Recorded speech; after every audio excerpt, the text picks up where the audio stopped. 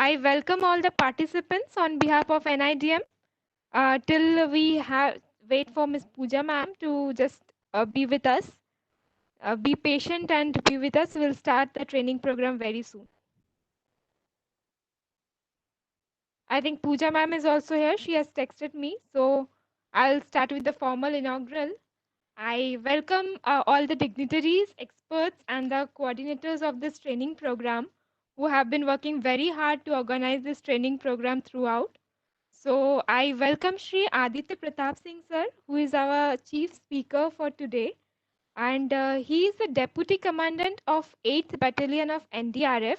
And he has been leading the force in several responses to natural and human-made hazards.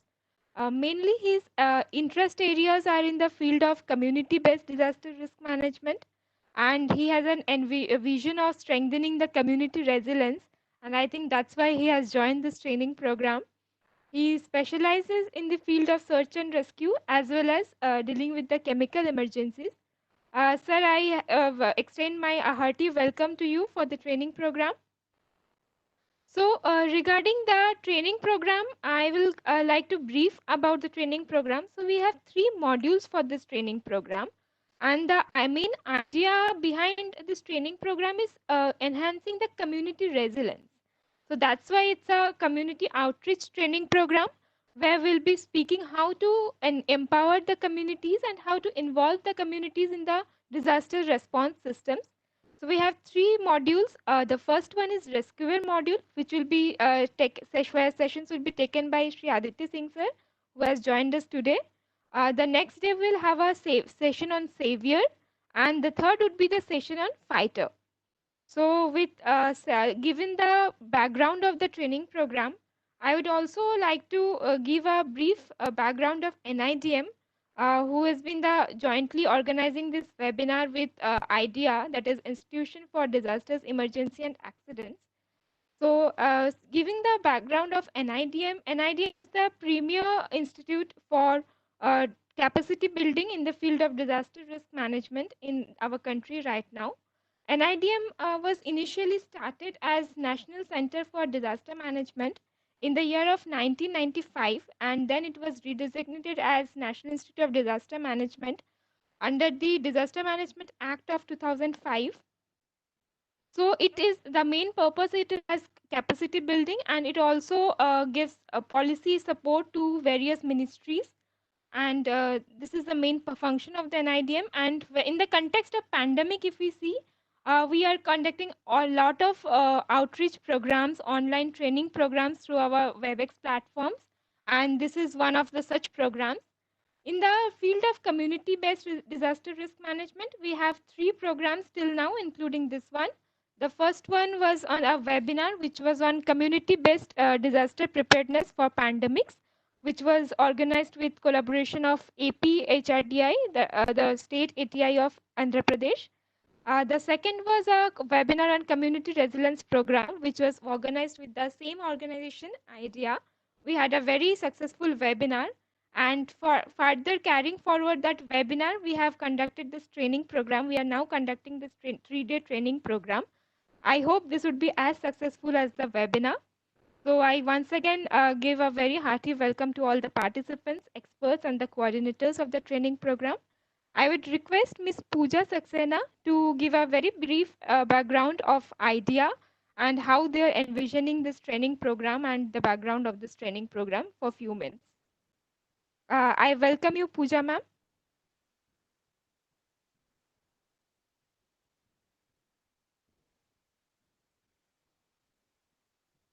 Training program, and Institution for Disasters, Emergency and Accidents is committed to bringing more resilience in the community. And we have formulated this program because based on the evidence collected through our COP survey, Community Outreach Program survey, we had collected evidence that in the most disaster prone districts, these are the skills, hazard specific skills that the community needs to become more resilient. We have divided them into fighter, savior, and rescuer concept in order to align them according to the various hazards that the community has to face. The aim and objective is to reduce, prevent loss of life, and to provide immediate and appropriate assistance to the community, and in order to bring an overall rapid and sustainable recovery through training and awareness generation. So the whole program is envisaged to bring a long-term culture of safety in the community, and IDEA is totally committed to that. Thank you all. Ma'am, and with that, I would once again welcome Shri Aditya sir on behalf of Major General Manoj Kumar Bindal sir, ED and Professor Santosh Kumar sir, who both are involved in some other engagements and could not join us today, unfortunately. So, in their absentia, I welcome you on their behalf, sir.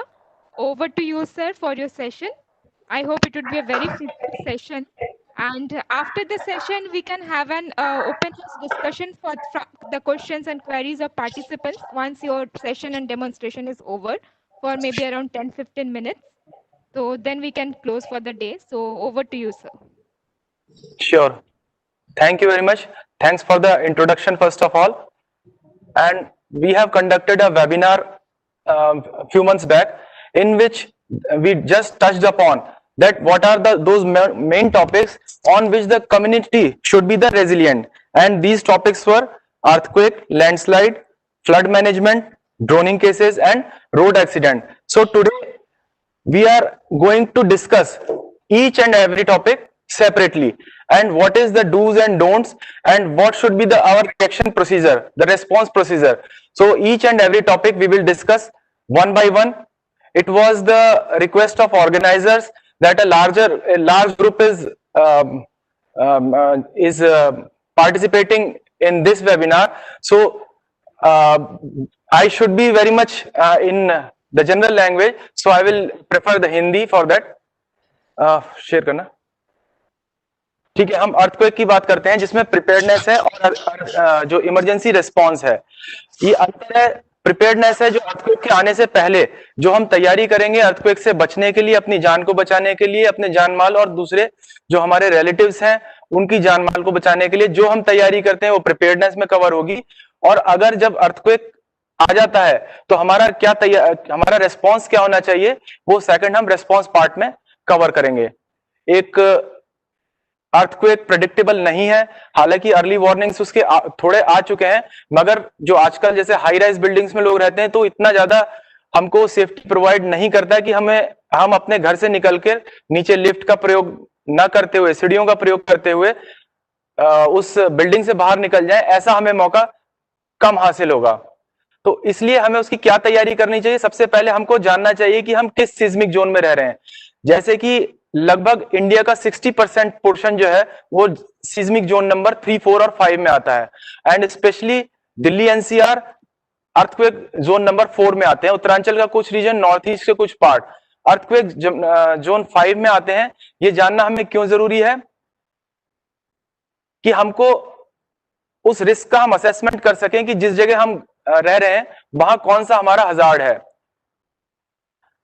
हमको सबसे पहले preparedness पे ध्यान देने के लिए कुछ हमारे जीव जंतु ऐसे हैं जो अर्ली वार्निंग देते हैं. अर्थक्वेक के मामले में तो हमें इतनी जल्दी अर्ली वार्निंग नहीं मिल सकती, लेकिन जब एनडीआरएफ कम्युनिटी अवेयरनेस प्रोग्राम्स कराती है साइक्लोन या सुनामी के लिए जो कोस्टल एरियाज हैं, उसमें कुछ जो पक्षी हैं या जीव जंतु हैं उनका एक पिकुलियर बिहेवियर जो है उसके थ्रू हम पता लगा सकते हैं कि कुछ ना कुछ अनयूजुअल होने वाला है. जरूरी नहीं कि हमको उसकी प्रेडिक्शन मिल जाए, लेकिन हमको ये पता चल सकता है कुछ अनयूजुअल होने वाला है.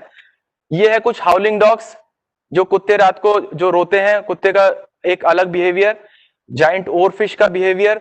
कुछ बर्ड्स होती हैं वो फ्लॉक्स में उड़ना शुरू कर देती हैं, और यूजुअली वो जिस लेवल पे उड़ा करती हैं उससे ऊपर उड़ने लगती हैं या उससे नीचे उड़ने लगती हैं. मतलब एक सर्टेन लेवल ऑफ पिक्यूलरिटी उनके बिहेवियर में दिखाई देगी. टोड्स, इनका माइग्रेशन होगा जो अनयूजुअल हो सकता है. जैसे बारिश का प्रेडिक्शन कई बार चींटियों से पहले लोग लगाया करते थे कि चींटियां अगर अंडे लेके जा रही हैं तो बारिश हो सकती है, तो उस तरह के प्रेडिक्शंस भी हम लगा सकते हैं. कुछ रोडेंट्स हैं जिनका बिहेवियर चेंज हो जाता है अर्थक्वेक के आने से कुछ पहले, और आजकल सबसे अच्छा जो एग्जांपल है, जो सबसे जो अपने नेविगेशन के लिए यूज करती है, that is bat, but due to its name जो वेम्पायर बैट है और जो इसका एक पिकुलर शेप है, और आजकल जिस तरह से कोविड-19 के लिए इसको एक विलेन बना दिया गया है, तो it is not possible to identify these sign and symptoms. पहले लोग इस्तेमाल कर लिया करते थे, लेकिन एक बैक ऑफ द माइंड जानने के लिए मैंने आपको सिर्फ बताया कि इनके एक कॉम्बिनेशन से हम एक अंदाजा लगा सकते हैं कि कुछ ना कुछ अनयूजुअल होने वाला है।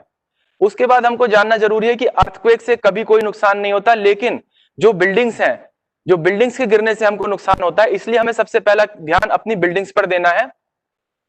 अगर हमारा जो हमने घर बनाया है वो अर्थक्वेक रेजिलिएंट है तो एक बात है, और अगर नहीं है तो उसके पीछे रीजन क्या है। क्या हमने जब अपना घर परचेज किया था हमको मालूम था हम किस अर्थक्वेक जोन में रहते हैं, किस फ्लोर तक वहां घर बनाया जा सकता है, क्या उसके रूल्स एंड रेगुलेशंस के बारे में हमें पता था। ये सब चीजें जानना बहुत जरूरी है जब आप एक नया घर परचेज कर रहे हो। क्या हमने नेशनल बिल्डिंग कोड के बारे में जानते हैं, जो भारत सरकार ने एक रूल्स एंड रेगुलेशंस को लेट डाउन किया है, एक उन्होंने सर्टेन पैरामीटर्स बनाए हैं कि ये क्षेत्र है जहां इतने अर्थक्वेक जोन, इतने मैग्नीट्यूड का अर्थक्वेक आ सकता है, तो यहां इस ऊंचाई तक की इमारतें ही बन सकती हैं। तो वो सब चीजें इस नेशनल बिल्डिंग कोड में लिखी हुई हैं जिनको हमें स्ट्रिक्टली फॉलो करना चाहिए। और ये फॉलो कैसे हो सकती हैं, जब हम घर खरीदते हैं तो जो एनओसी ली जाती हैं वो एनओसी इसी पे बेस्ड होती हैं। तो हमको रिलीजियसली जो एनओसीज हैं जो हमें डिफरेंट डिपार्टमेंट से मिलती हैं, तो हमें उन एनओसीज को लेना चाहिए, उसमें हमको कोई बाईपास या शॉर्टकट नहीं करना चाहिए। अब हमारा घर अभी नया नहीं, हम मान लीजिए हमने पुराना लिया है क्या, लेकिन क्या वो घर अर्थक्वेक के लिए रेजिलिएंट है, क्या वो अर्थक्वेक रेजिस्टेंस है हमारा घर, क्या हमने उसमें वो मेजर्स करे हुए हैं जो अर्थक्वेक के दौरान हमको नुकसान पहुंचा सकते थे। अब इनमें शामिल है, सबसे पहले बहुत जरूरी है अपने घर में एक सेफ हेवन की तलाश करें। सेफ हेवन क्या हो सकता है, एक घर का कोना हो सकता है। कोना क्यों होगा ये मैं बाद में आपको स्लाइड में आपको क्लियर हो जाएगा। एक वो घर का कोना हो सकता है जिसमें एक लकड़ी की टेबल हो सकती है, मजबूत लकड़ी की, आजकल शायद उतनी मजबूत लकड़ी की टेबल नहीं आती हैं। बेड हो सकता है, लेकिन आजकल बेड के नीचे हम लोग कबर्ड लगवा लेते हैं, जो सामान रखने के लिए लगवा लेते हैं। लेकिन एक ऐसी चीज हो सकती है जिससे जो डेबरी गिरे वो डायरेक्ट हमारे सिर पे ना गिरे और हम उसको होल्ड करके मजबूती से बैठ सकें। ये बैठना जरूरी इसलिए है क्योंकि अर्थक्वेक के दौरान, जो ही अर्थक्वेक आता है उस टाइम जो जमीन है वो शेक कर रही होगी, उसमें दौड़ना इजी नहीं है, दौड़ के निकलना संभव नहीं हो पाता है। तो हमको उस टाइम में उसको किसी मजबूत चीज को पकड़ के बैठना है, अपने सिर को बचाना है, वाइटल ऑर्गन्स को बचाना है, जो हमारे अभी रेस्क्यूअर्स आपको डेमोन्स्ट्रेट करके दिखा देंगे।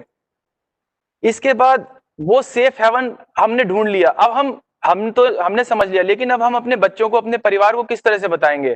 तो एक तरीका हो सकता है कि जैसे हम बच्चों के साथ हाइड एंड सीक गेम खेलते हैं, जैसा कि मुझे ऑर्गेनाइजर्स ने बोला था, बिल्कुल मैं प्रैक्टिकल और सिंपल वे में उस चीज को समझा रहा हूं। जैसे हम हाइड एंड सीक गेम खेलते हैं बच्चों के साथ, तो हम प्रेफर करें कि हम बार बार उसी जगह पर जाकर छुपे।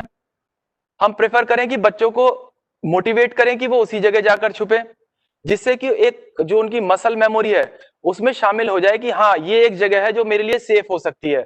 और साथ साथ उन्हें खेल खेल में ये भी बताया जाए कि बेटे कभी अगर इस तरह का अगर कोई इवेंट होता है, आपको महसूस होता है, तो आपको वहां जाकर छुपना है जब तक कि वो ट्रेमर्स खत्म नहीं हो जाते। एक इवैक्यूएशन प्लान बना लिया जाए। हाई राइज बिल्डिंग में इवैक्यूएशन प्लान एक ही होता है क्योंकि आमतौर पर एक घर होता है, लेकिन जिनके घर में मल्टीपल एक्सेस है उन्होंने अपना शॉर्टेस्ट और सेफेस्ट एक रूट सोच लेना चाहिए कि अगर कुछ हुआ तो पहले तो सबसे पहले मैं उस जगह जाकर छुपूंगा जो सेफ हेवन है, और जैसे ही ट्रेमर्स रुकेंगे तो ये जो है इवैक्यूएशन प्लान, इस वाले रूट के रास्ते में अपने घर से तुरंत बाहर निकल जाऊंगा। और ये रास्ता भी आपके परिवार के सदस्यों को पता होना चाहिए और सभी छोटे बच्चों को खासकर पता होना चाहिए कि इनकेस अगर आप घर पर मौजूद भी नहीं है तो बच्चे वो चीज कर सकें। डिजास्टर मैनेजमेंट किट ये बनाकर रखी जा सकती है, बल्कि रखी जानी चाहिए, और ये केवल अर्थक्वेक के लिए नहीं, आगे आने वाले जितने भी डिजास्टर्स हैं उस सभी में ये काम आएगी। जैसे कि फ्लड मैनेजमेंट हुआ, और इसमें शामिल हो सकता है रेडियो, जो खासकर पहले क्रैंकशाफ्ट रेडियोस आते थे, वो आने बंद हो गए हैं, तो बैटरी ऑपरेटेड रेडियो हो जो ड्राई बैटरी ऑपरेटेड है, और साथ में एक्स्ट्रा बैटरी और टॉर्चेस, एक्स्ट्रा बैटरी होनी चाहिए। टॉर्च एक बहुत इंपॉर्टेंट चीज है जिसकी एक्स्ट्रा बैटरीज होनी चाहिए। विसल उसमें आप रख सकते हैं, क्योंकि कई बार डेबरी के दौरान इतना धूल गर्दा धुआं होगा कि हो सकता है कि हम उस टाइम ना बोल पाए, या हमारे फिजिकल कंडीशन ऐसी हो सकती है कि हम उस टाइम ना बोल पाए। तो ऐसे में हमारे लिए विसल होना बहुत जरूरी है, क्योंकि जब रेस्क्यूअर आए तो हम उनको एक मैसेज दे सकें। इसमें साथ में कोई टूल हो सकता है, जैसा कि इसमें यहाँ दिखाया भी हुआ है, एक ये टूल दिखाया हुआ है।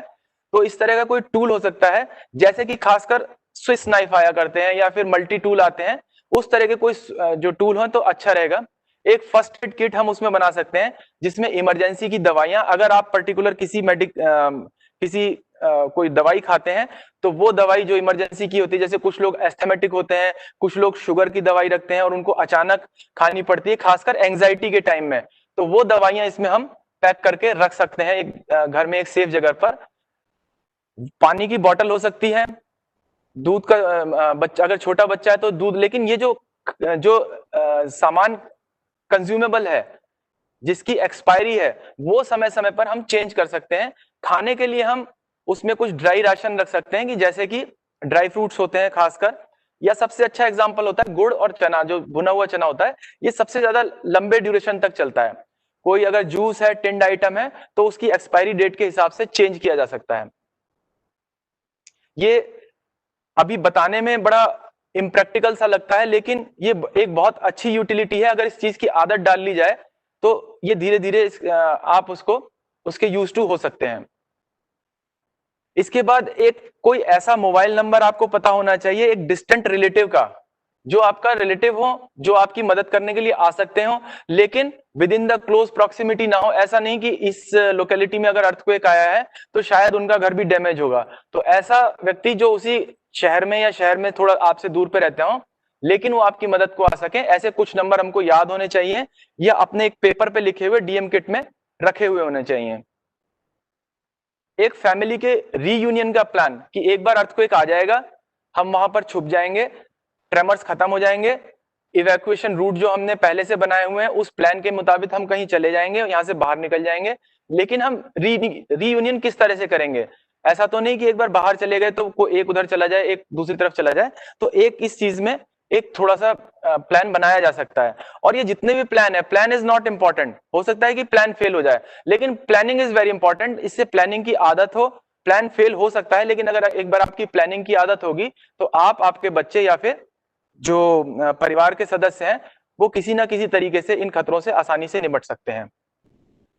एक फर्स्ट एड की छोटी सी ट्रेनिंग, ब्लीडिंग कंट्रोल कैसे करना है, स्प्लिंटिंग कैसे करनी है, अगर कोई दवाई खाते हैं हमारे घर में बड़े बुजुर्ग या फिर कोई बीमार है तो कौन कौन सी दवाई किस टाइम में खाते हैं, कम से कम इतनी थोड़ी बहुत जानकारी हम सभी को मालूम होनी चाहिए।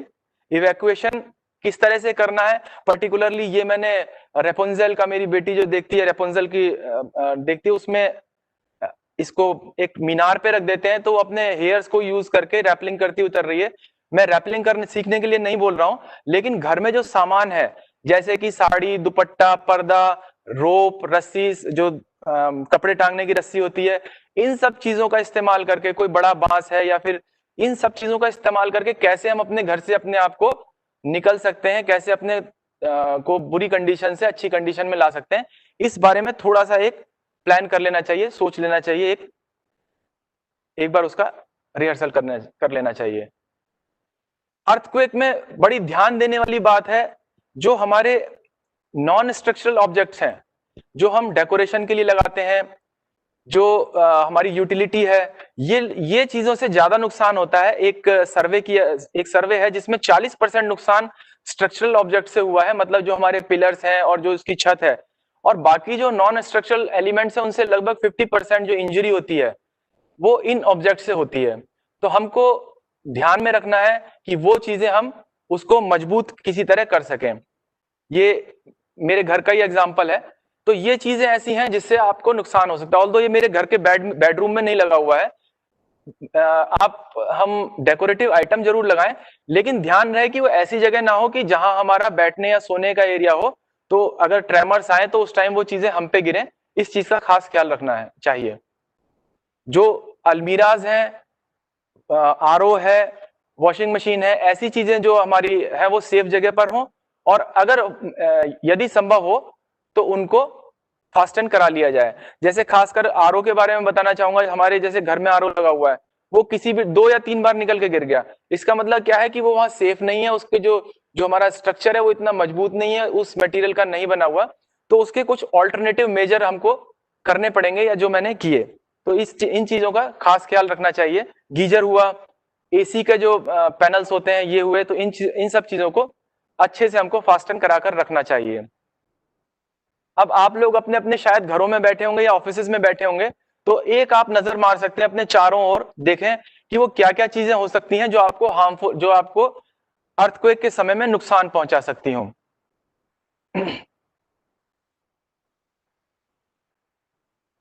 जो स्ट्रक्चरल मेजर्स हैं, जो हमारा घर है, अगर हम नया घर खरीद रहे हैं तो वो चीजों का ध्यान रखें जो मैंने शुरुआत में बोली थी, कि जो रूल्स एंड रेगुलेशंस बने हुए हैं अकॉर्डिंग टू दैट लोकेलिटी, उस जगह पर जहां आप रह रहे हैं, उस जगह के हिसाब से जो आपके रूल्स रेगुलेशंस बने हुए हैं उनको स्ट्रिक्टली फॉलो करें। अगर आपका घर पुराना है तो उसमें रेट्रोफिटिंग कराएं। कोई ऐसी जगह है जो घर का छप्पर है या कमजोर कोना है जो गिर सकता है, उसको समय समय पर रिपेयर कराना बहुत जरूरी है।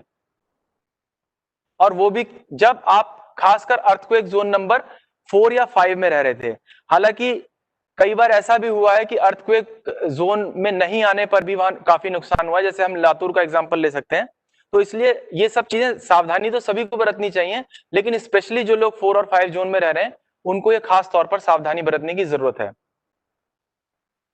अब ये था हमारा तैयारी का लेवल अर्थक्वेक आने से पहले। अब हमारा अर्थक्वेक जब आ चुका है, जब हमको ट्रेमर्स महसूस होने शुरू हो गए हैं, तो हमारा पहला रिएक्शन क्या होगा? आमतौर पर हमारा रिएक्शन होता है फाइट और फ्लाइट। शायद हम भागने की कोशिश करेंगे, लेकिन भागना ऐसे में संभव नहीं होगा, क्योंकि जैसे आपने देखा होगा एक जहाज, जो कश्ती है वो जो लहरों पर अनस्टेबल है, उसमें चलना या उसे पकड़ के खड़ा होना बड़ा मुश्किल होता है। तो ऐसा ही कुछ एक कंसीडरेबल अमाउंट का, मैग्नीट्यूड का अगर अर्थक्वेक आएगा तो उस टाइम आपको महसूस होगा, जिस टाइम आपको भागना संभव नहीं होगा, क्योंकि रबल इधर उधर गिरा होगा, आपके घर का जो ऑब्जेक्ट है, या मतलब एक किसी घर का जो जहां नुकसान हो रहा है वहां पर जो ऑब्जेक्ट गिरा हुआ है वो फॉलिंग ऑब्जेक्ट्स हैं, उससे चोट लगने के खतरा महसूस होगा। हो सकता है कहीं से छत या कोई पोर्शन गिर रहा हो, तो ऐसे में भागना वो फिजिबल नहीं है जब तक कि आप बिल्कुल गेट के पास नहीं बैठे।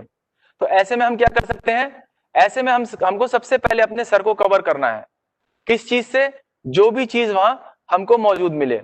जैसे कि इस केस में हमारे पास क्या है, इन्होंने एक पिलो लगा रखा है, कोई बुक पढ़ रहा है उसने बुक रख रखी है, या फिर एक लेडी है जो अगर किचन में है तो किचन में भी कई आइटम्स ऐसे हो सकते हैं जिसको हम अपने सिर पर रखकर अपने सबसे पहले सिर को बचा सकते हैं। तो ये इसका क्या सही आंसर क्या है? हमें अपने सर को किसी चीज से कवर करना है। अब है ड्रॉप, कवर एंड होल्ड, जो हमारे रेस्क्यूअर्स आपको कर दिखाएंगे। इसको पिन वो कर देना। हाँ, आप ले जाओ, ऊपर ले जाओ। अब मैं इसमें यहां ये बताना चाहता हूं कि जो अभी तक मैंने बताया, ये एक घर का था, हम इसे मान लीजिए, हम इसे घर का कोना मान लेते हैं, और ये एक टेबल है जो एक हार्ड सरफेस की टेबल है। चलो,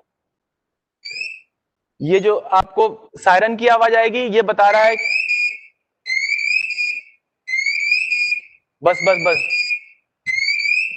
अब मैं इसमें ये बताना चाहूंगा कि अगर जो इंडिविजुअल है उसने केवल अपने सिर, अपने वाइटल पोर्शंस बचा लिए हैं, तब भी हमको काफी उसमें मदद मिल जाएगी।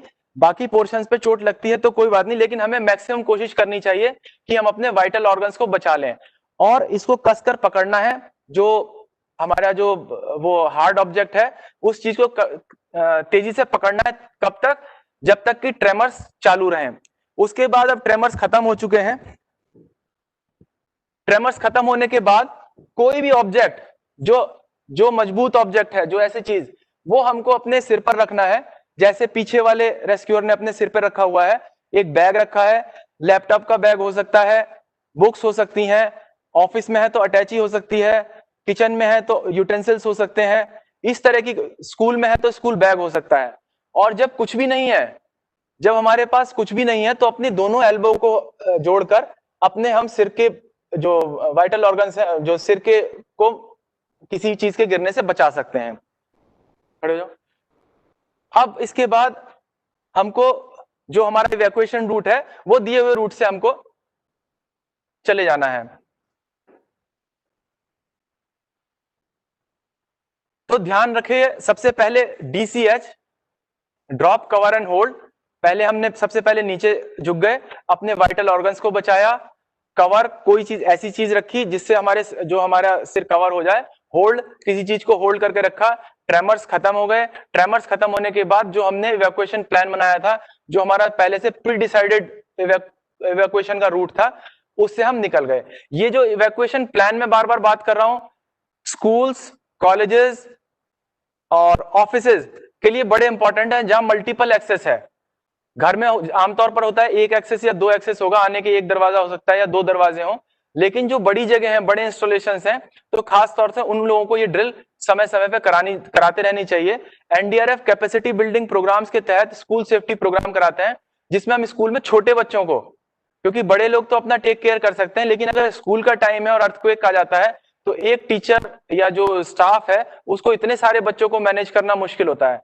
तो वहां ये ड्रिल्स बहुत ज्यादा काम आती हैं। PPT।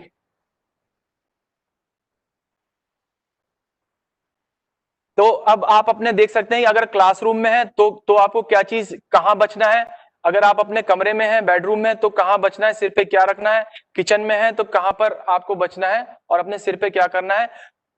अभी फिलहाल आप किस जगह हैं, जहां जहां पर भी आप अपने बैठे हुए इस वेबिनार को अटेंड कर रहे हैं, आप अपने चारों ओर देख सकते हैं कि हम किस जगह सेफ हैं और कौन सी जगह सेफ हो सकती है, किस चीज को हम इस्तेमाल कर सकते हैं अपने आप को बचाने के लिए। और अगर कुछ भी आपके पास नहीं है तो हम अपने दोनों एल्बो को जोड़कर अपने सिर को बचा सकते हैं।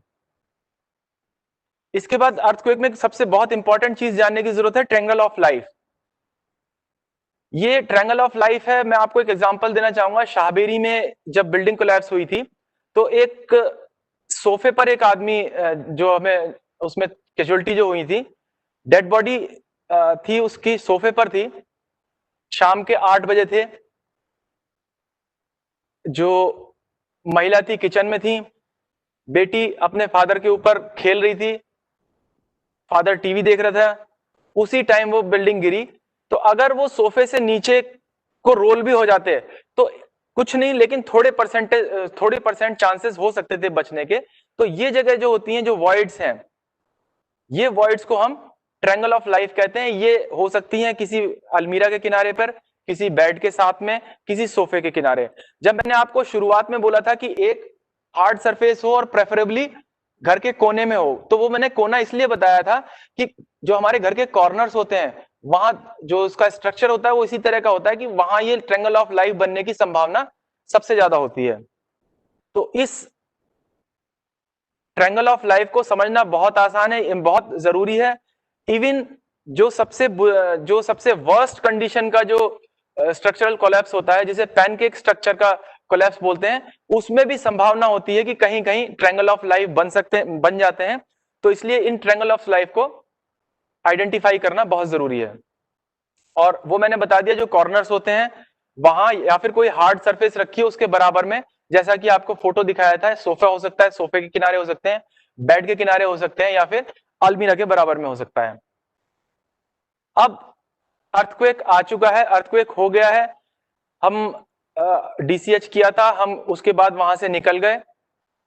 अब जो इवैक्यूएशन रूट बनाया था हमने, अगर हमारा घर नीचे वाले फ्लोर पे है या हम बाहर निकल सकते हैं तो ठीक है, लेकिन कभी भी एलिवेटर का इस्तेमाल नहीं करना है।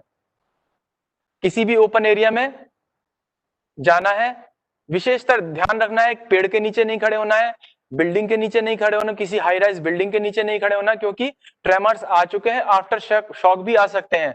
बिल्डिंग ऑलरेडी अनस्टेबल है और वो बिल्डिंग और ज्यादा अनस्टेबल होकर गिर सकती है, तो उस चीज का खास ख्याल रखना है। टेलीफोन लाइन और बिजली की लाइन के बराबर में नहीं खड़े होना। अगर आप व्हीकल ड्राइव कर रहे हैं तो व्हीकल को साइड में खड़े कर, रोड के साइड में खड़े कर देना है, लेकिन वहां भी ध्यान रखना है कि पेड़ और तार की लाइन से बचाकर, क्योंकि व्हीकल ड्राइव करना पॉसिबल नहीं होगा।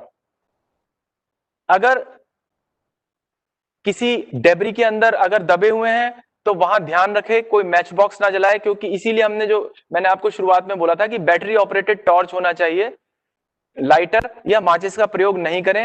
हिलने डुलने, अगर आपको अगर डेब्री के नीचे ज्यादा दबे हुए हैं तो ऐसी कोशिश ना करें कि वो स्ट्रक्चर और ज्यादा अनस्टेबल ना हो जाए, और ज्यादा अनस्टेबल हो जाए।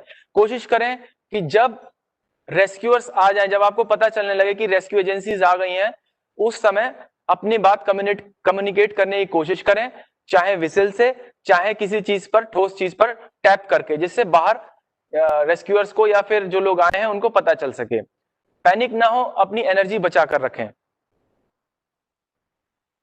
जब घर में वापस आए तो ध्यान रहे कि सबसे पहले फायर हैजार्ड्स का, क्योंकि आजकल जैसे एलपीजी जो लाइन होती है, हो सकता है कि वो लाइन ब्रेकेज हो गई हो घर में, गैस की पाइपलाइन, तो जब भी आप आए, अगर स्विच ऑन है तो उसे ऑफ करने की कोशिश ना करें बिजली का, अगर बिजली का स्विच ऑफ है तो ऑन करने की कोशिश ना करें, जब तक कि यकीन ना हो जाए कि हमारे घर में कोई गैस का या फिर फायर का कोई खतरा नहीं है।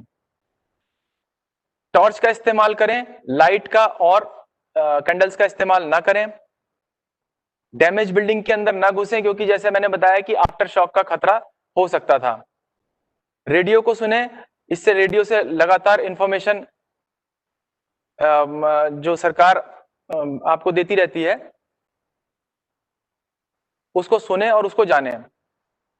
जो इंजर्ड है या ट्रैप्ड हैं उनको पहले बचाने की कोशिश करें। जो स्पेशली जिनको अटेंशन की जरूरत है, बूढ़े हुए, बुजुर्ग हुए, या फिर जिनको स्पेशल अटेंशन की जरूरत है, उनकी मदद करें।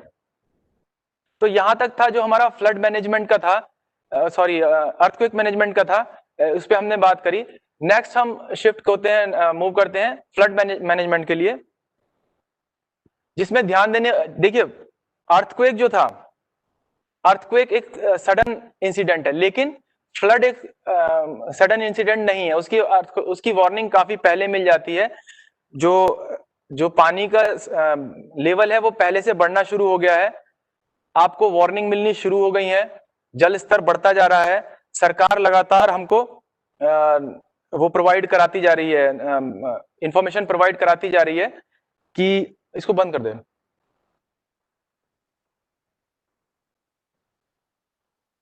हमको लगातार वार्निंग मिलती जा रही है प्रशासन की ओर से कि पानी का जल स्तर हमारा लगातार बढ़ता जा रहा है। तो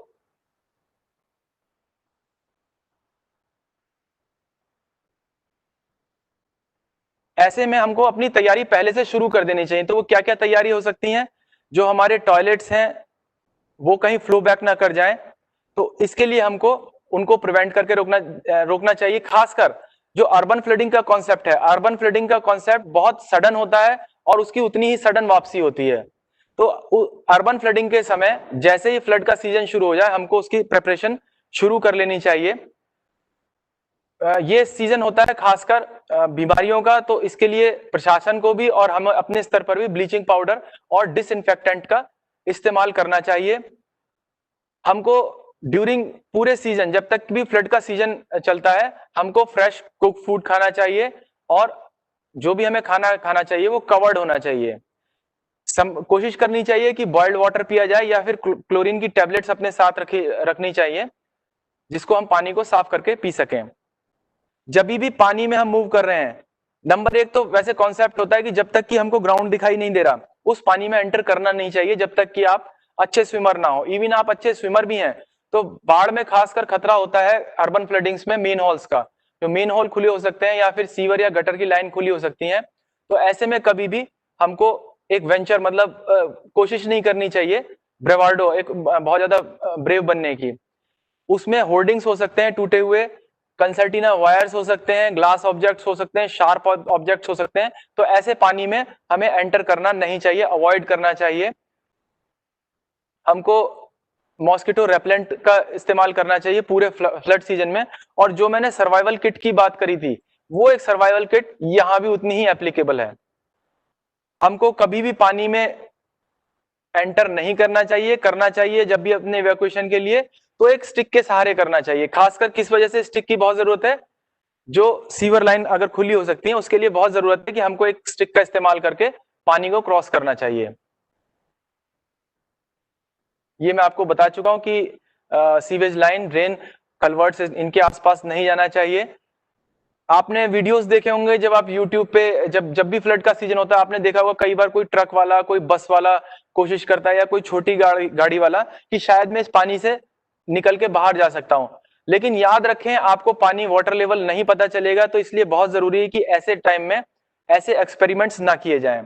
केरला के फ्लड रेस्क्यू ऑपरेशंस में 2018 में एक हमने फर्स्ट नाइट में 22 लोगों को बचाया था, उसमें 12 लोग वही कोशिश कर रहे थे। वो उन 10 लोगों को, जो कुछ लोग 10 लोग फंसे हुए थे, उनको बचाने के लिए लोकल रेस्पॉन्डर्स जो यूथ्स होते हैं, उन लोगों ने एक बस ली और उन्होंने सोचा कि हम इस बस से ले जाके, बस कुछ नहीं करेगी। लेकिन फ्लड वाटर्स के आगे यकीन मानिए कई बार बड़ा व्हीकल भी कामयाब नहीं होता है। तो ऐसी कोशिश ना की जाए जब तक कि आप उस चीज के लिए ऑथराइज ना हो, ट्रेंड ना हो और आप ट्रेंड रेस्क्यूअर्स ना हो, तो ऐसी कोशिश नहीं करनी चाहिए।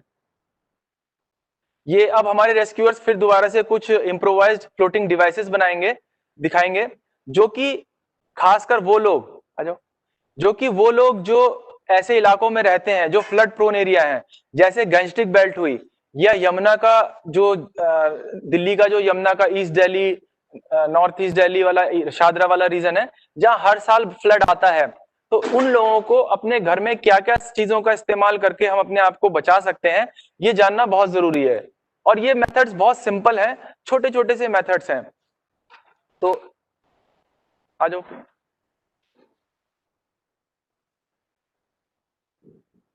सबसे पहले हम दिखाएंगे वाटर बॉटल लाइफ जैकेट।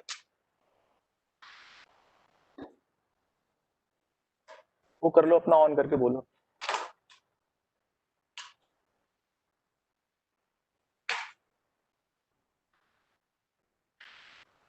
चलो,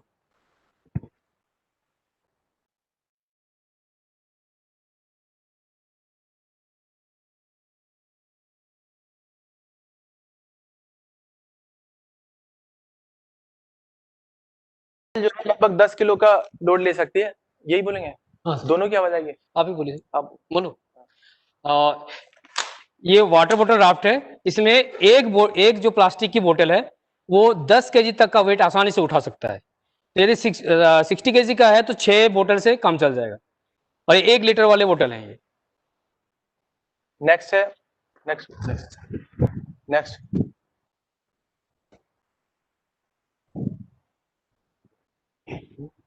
यूटेंसिल राफ्ट है।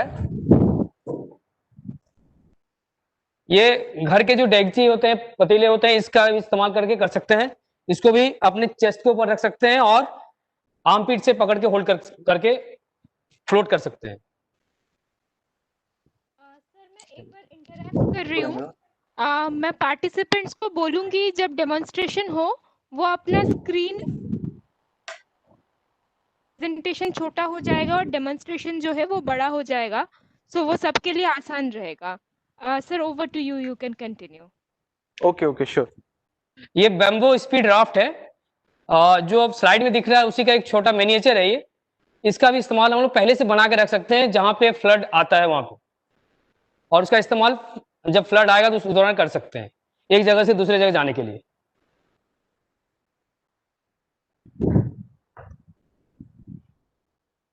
नेक्स्ट है बम्बो राफ्ट। इसका भी इस्तेमाल एक जगह से दूसरी जगह में जाने के लिए कर सकते हैं फ्लड के दौरान, और इसको पहले से बना के रख सकते हैं।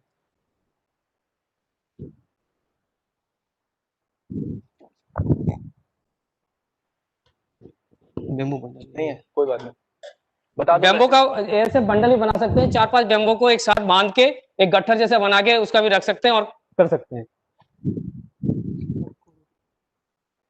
दूसरा जो हमारे पास तेल के पीपे, ड्रम, उसका भी इस्तेमाल कर सकते हैं राफ्ट बनाने के लिए, और इस प्रकार से बना के पहले से रखना पड़ेगा।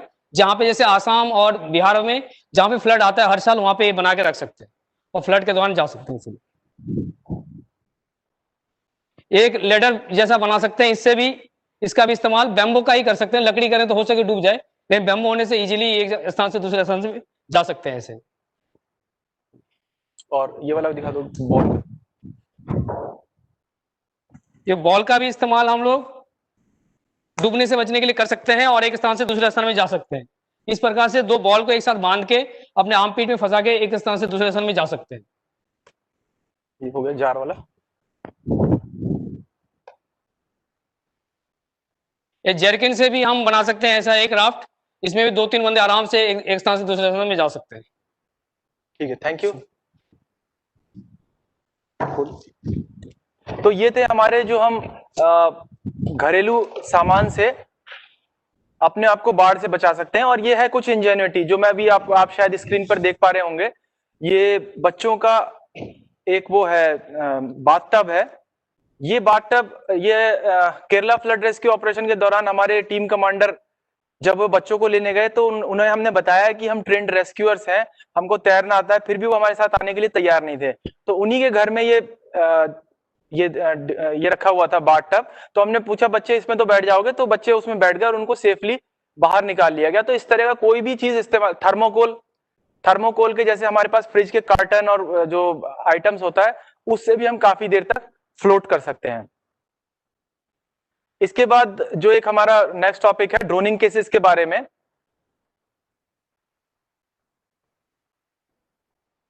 सबसे पहले ड्रोनिंग केसेस में हमें जो जानने वाली बातें हैं कि हमको वाटर की कंडीशन पता होनी चाहिए कि वाटर कैसा है। वाटर स्विफ्ट वाटर होता है, 2-3 तरह का होता है। उसमें हजार्ड क्या हो सकता है, वर्लपूल हो सकते हैं जो भंवर पड़ती हैं। कई बार वो दिखाई नहीं देती, खासकर जैसे जो हमारी गंग नहर है जो हरिद्वार से रुड़की के रास्ते इधर आ रही है, खतौली और इस एरिया से होती हुई आती है। तो यहाँ हमारे पास आइसोलेटेड ड्रोनिंग केसेस बहुत ज्यादा आते हैं, क्योंकि ऐसा लगता है कि ये तो पानी ठीक है, बहुत ज्यादा तेज नहीं चल रहा है, लेकिन उसमें पानी में अंदर वर्लपूल्स बन जाते हैं, जिसमें जो एक अगर अनट्रेन्ड रेस्क्यूअर है, सॉरी अनट्रेन्ड स्विमर है, उसके डूबने के चांस रहते हैं। उसको लगता है कि मुझे तैरना आता है। और ऐसे आमतौर पे बहुत घटनाएं होती हैं कि लोग पिकनिक मनाने आते हैं या घूमने आते हैं और सोचते हैं कि पानी ज्यादा नहीं होगा या ज्यादा नहीं होगा, तो बहुत तेज स्विफ्ट वाटर नहीं है, इसका तेज फ्लो नहीं है, लेकिन इस वर्लपूल की वजह से वो अपनी जान गंवा बैठते हैं। तो हमको ये इसके बारे में, पानी कंडीशंस के बारे में पता होना चाहिए। पानी के नीचे प्लैंक्टन्स भी होते हैं और पानी के नीचे प्रेडेटर्स भी हो सकते हैं, जैसे कई जगह गंगा नदी में और उसमें घड़ियाल भी पाए जाते हैं। तो हमको पता होना चाहिए कि अंदर हिंडन है, यहाँ पर जो मैं गाजियाबाद से बिलोंग कर रहा हूँ, मतलब गाजियाबाद में हमारी बटालियन लोकेशन है। तो यहाँ पर जलकुंभी जो होती है, कई बार उसमें फंस के लोगों की डेथ हो जाती है। उनको लगता है कि हम नीचे गए और नीचे पैर में फंस गई, और पैनिक, जैसे ही आदमी पैनिक होता है तो जितनी उसे थोड़ी बहुत स्विमिंग आती है वो सब भूल जाते हैं। तो इसलिए हमको जानना चाहिए कि पानी के नीचे की कंडीशंस क्या हो सकती हैं। ये वो पता होने के बाद ही हमें जाना है। नंबर 1, पहले तो जाना तब है जब हमें उसमें कोई काम हो या फिर हमें किसी की जान बचानी हो। और अगर जब हमें जाना है तो हमें उसकी कंडीशन उस जगह की मालूम होनी चाहिए, क्योंकि एक अच्छा खासा स्विमर, अच्छा खासा रेस्क्यूअर भी अपनी जान गंवा सकता है इस तरह की कंडीशंस होने पर। अब ये मैं शेयर कर रहा हूं, ये है राजा की बावली है, एक ये हौज खास में ये जगह है। अब ये जगह आपको दिखाई, मैम आप स्क्रीन देख सकते हैं ना? हेलो? हाँ जी सर, योर जी स्क्रीन जी, is visible. Participants they can move to the slides. ये स्लाइड अगर आप देख रहे हो, ये एक नॉर्मल एक आपको दिखाई दे रहा है, और कभी कभी ये जगह ऐसी भी लगती है। मतलब ये एक बावली है जो भरने पर ऐसी लगती है और खाली में ऐसी लगती है। तो हमको ये जानना जरूरी है कि पानी के नीचे क्या है। यहां पर एक बार ड्रोनिंग केसेस हुआ, एक लड़का पानी के नीचे गया, अब न जाने क्या ढूंढने गया था, वो पानी के नीचे क्या देखने गया था, लेकिन जो ये क्लोजेट्स दिखाई दे रहे हैं, कोठरियां जो दिखाई दे रही हैं, ये इसमें कहीं अंदर को शिफ्ट हो गया, और 2 या 3 दिन बाद उसकी डेड बॉडी इन अंदर से जो कोठरी बनी हुई है इनमें से मिली थी। तो इसलिए मैंने बताया कि पानी के नीचे अगर आपको साफ पानी से दिखाई दे रहा है कि पानी किस तरह का है, उसके अंदर क्या है, तभी जाएं, अदरवाइज ना जाएं। और ऐसी जगह आपको भारत में बहुत कम मिलेगी कि जहां आप साफ पानी से देख पा रहे हो कि उसकी नीचे तक क्या है। शायद अंडमान के अलावा ऐसी जगह मिलना बड़ा मुश्किल है भारत में। अब हम इसके लिए कुछ ड्रोनिंग केसेस के लिए ड्राई रेस्क्यू के मेथड्स हैं। ये वो मेथड्स हैं जो एक अनटेंड रेस्क्यूअर्स भी कर सकता है। दोबारा से आप जो स्टेज की तरफ, जो स्टेज में जो हम दिखाई दे रहा है उसको एक बार डबल क्लिक कर लें या पिन टू कर लें तो वो स्क्रीन बड़ा हो जाएगा। तो ये मेथड्स हैं। नंबर 1 रीच,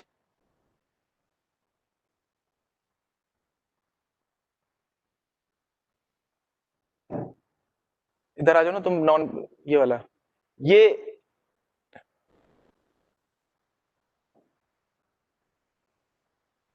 तुम नहीं दिख रहे होगे। खास तौर पे ध्यान रखें, ये ध्यान रखें कि जो ये केसेस बता रहे हैं, जैसे आपको शायद पिक्चर में भी दिखाई दे रहा होगा, ये गंग नहर है। ज्यादातर जो नहर होती हैं उसमें या तो एम्बार्कमेंट बने होते हैं, एम्बैंकमेंट बने होते हैं, या फिर वहां घास इतनी होती है कि वहां जाना, खड़े होना संभव नहीं होता। तो ऐसे में जो रेस्क्यूअर्स है, रेस्क्यूअर ड्राई रेस्क्यू के केस में वो भी हो सकता है जैसे स्विमिंग नहीं आती, लेकिन उसको ध्यान देना है कि ऐसा ना हो कि बचाते बचाते वो खुद फंसना शुरू हो जाए। तो अगर उसके पास कोई, उसे बैम्बू दिखाई दे रहा है और उसने देखा कोई बहता हुआ जा रहा है, तो उसे खुद लेट जाना है और खुद लेट कर वो, ये देखिए कुछ इस तरह से, ये नीचे रेस्क्यूअर दिखाई, नीचे जो विक्टिम दिखाई दे रहा है ये बहता हुआ जा रहा है, तो ये इसको देने के लिए वो बैम्बू के सहारे खड़े हो, वो उसको बचा सकता है। लेकिन ध्यान रहे उसके लिए इंडिविजुअल को खुद लेटना होगा। नेक्स्ट थ्रो, ये हम दो तरह से कर सकते हैं। अगर रोप है हमारे पास, रोप भी थ्रो कर सकते हैं, या लाइव बॉय से भी हम बचा सकते हैं। फेंकना मत, फेंकना मत। ये इसमें बस एक चीज ध्यान में रखने वाली है कि जो उसका रस्सी, रोप का एक सिरा है, ये देखिए उन्होंने एक सिरा पैर के नीचे दबा रखा है। ऐसा ना हो कि हमारे पास रोप भी मिल जाए, हमको सामने कोई डूबता हुआ भी दिखाई दे जाए, हमारे पास रिसोर्सेज भी हो, लेकिन हम जल्दबाजी में रोप फेंक दें और वो रोप हमारे हाथ से छूट जाए। एक बार अगर कोई आपके सामने से बहता हुआ निकल गया तो आपको दूसरा चांस मिलना बड़ा मुश्किल है, नहर में, नदी में, उसके फ्लो के साथ। क्योंकि जैसा कि मैंने बताया, कोई भी नदी होगी या कोई भी नहर होगी, उसके साथ साथ झाड़ियां और जो सरकंडे होते हैं, जो लोकल झाड़ियां होती हैं, वो होती हैं। तो आपको बड़ा मुश्किल है कि आप दौड़ के उसे दोबारा पकड़ सकें, दौड़ के कोई और दूसरी मदद कर सकें।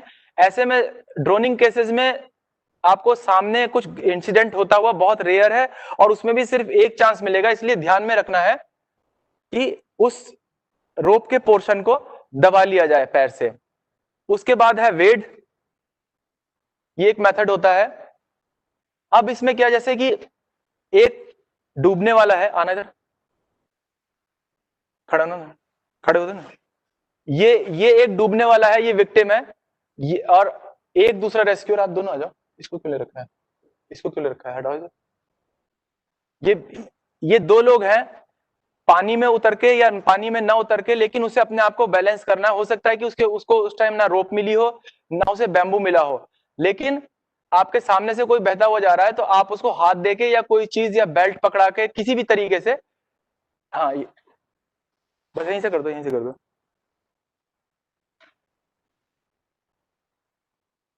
बस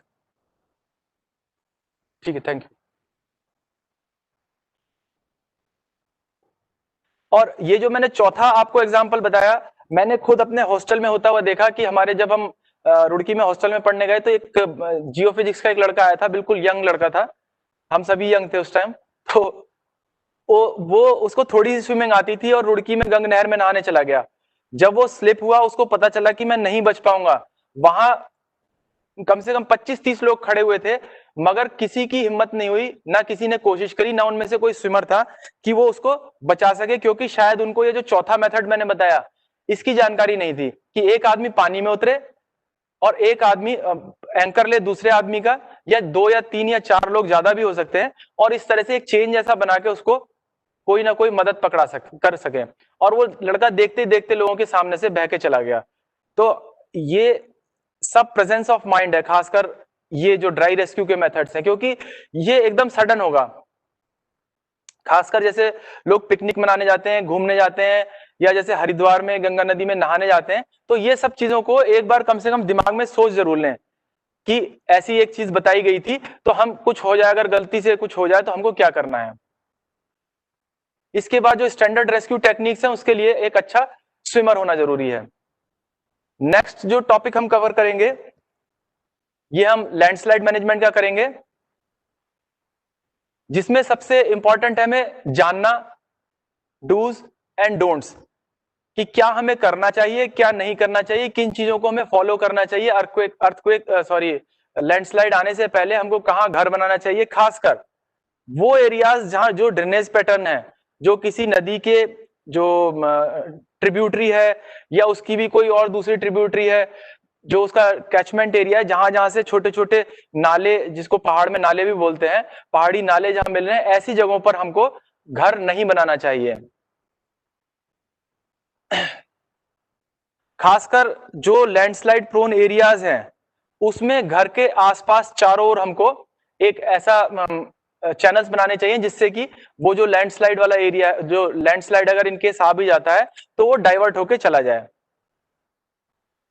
एक क्रैकलिंग साउंड होती है, डेबरी की आवाज होती है, बोल्डर्स की आवाज होती है, तो ये इसको सुनना बहुत जरूरी है। मैंने लाइव एग्जांपल देखा हुआ है, खासकर जिन चैनल्स की मैं आपको बात कर रहा हूं जिनमें हमको नहीं चलना चाहिए।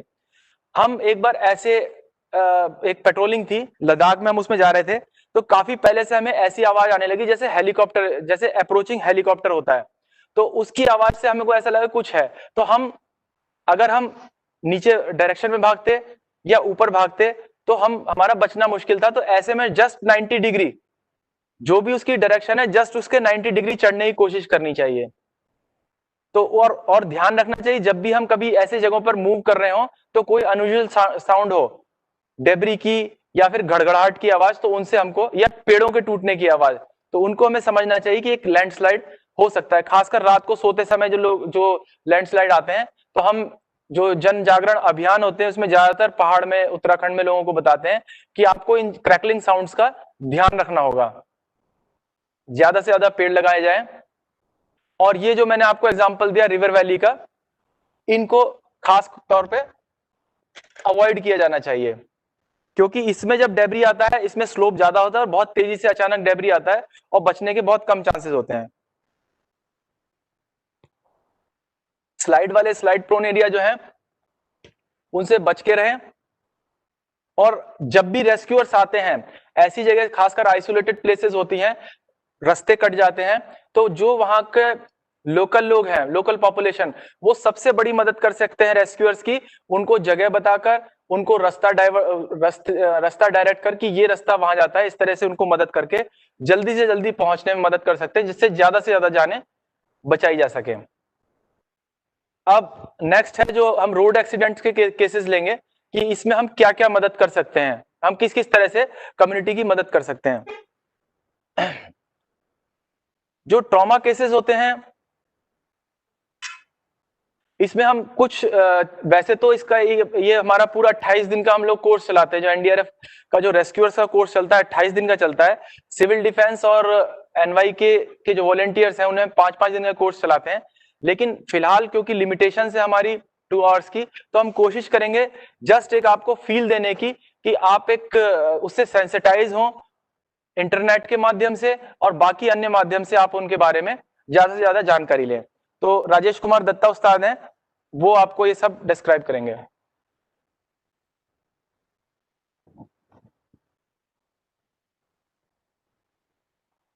तो सबसे पहले जैसे विक्टिम है तो विक्टिम के नजदीक पहुंचने से पहले scene secure PPE on. Sorry एक मिनट, पार्टिसिपेंट्स दोबारा से उसे डबल क्लिक करके जो स्टेज पे जो डेमोन्स्ट्रेशन चल रहा है उस पे आ जाए। पीपीटी हटा दी, पीपीटी से हट सकते हैं प्लीज। तो जहां पे विक्टिम है उसके नजदीक पहुंचने से पहले सीन सिक्योर पीपी ऑन होना चाहिए। उसके बाद जाते ही विक्टिम के रिस्पॉन्सिवनेस को चेक करना है, और एबीपी मेथड से करते हैं, alert, verbal, painful, unresponsive. Hey are you okay, भाई साहब क्या आप ठीक हो? विक्टिम यदि कॉन्शियस है तो कोई रिस्पॉन्ड करेगा, विक्टिम रिस्पॉन्ड नहीं कर रहा है इसका मतलब अनकॉन्शियस है। इसके बाद विक्टिम का CABC चेक करते हैं। CABC, सी से सर्कुलेशन। अनकॉन्शियस पेशेंट का कैरोटिड पल्स को चेक करते हैं 10 सेकंड तक, 101, 102, 103, 104, 105, 106, 107, 108, 109, 110। कैरोटिड पल्स सभी अपने यहाँ चेक कर सकते हैं। कान के पीछे जो सॉफ्ट सा एरिया है, यहाँ 2 उंगली रख के एक बार आप चेक कर सकते हैं कि यहाँ आपको कोई धड़कन महसूस हो रही है। ये इसको कैरोटिड पल्स बोलते हैं, जहां से हमारे ब्लड की सप्लाई होती है। Carotid pulse present. इसके बाद विक्टिम के एयरवे को ओपन करेंगे हेड टिल्ट चिन लिफ्ट मेथड से।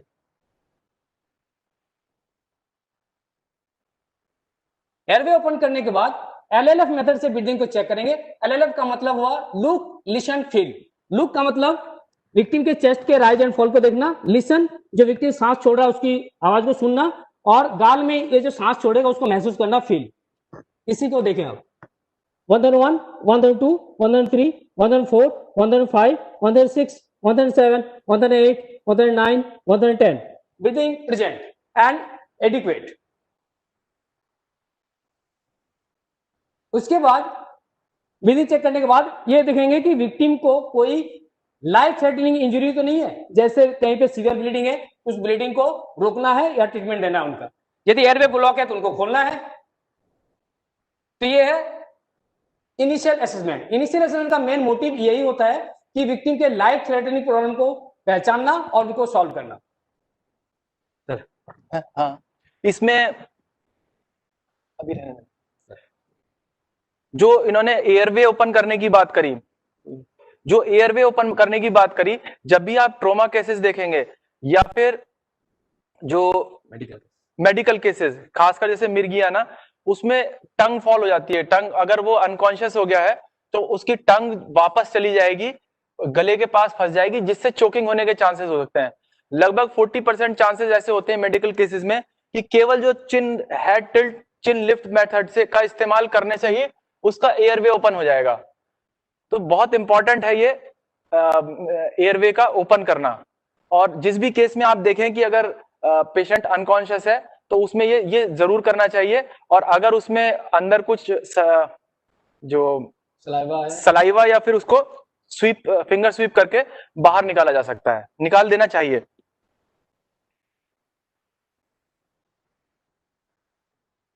इसके बाद आएंगे हम ब्लीडिंग कंट्रोल पर। एक चेयर ले।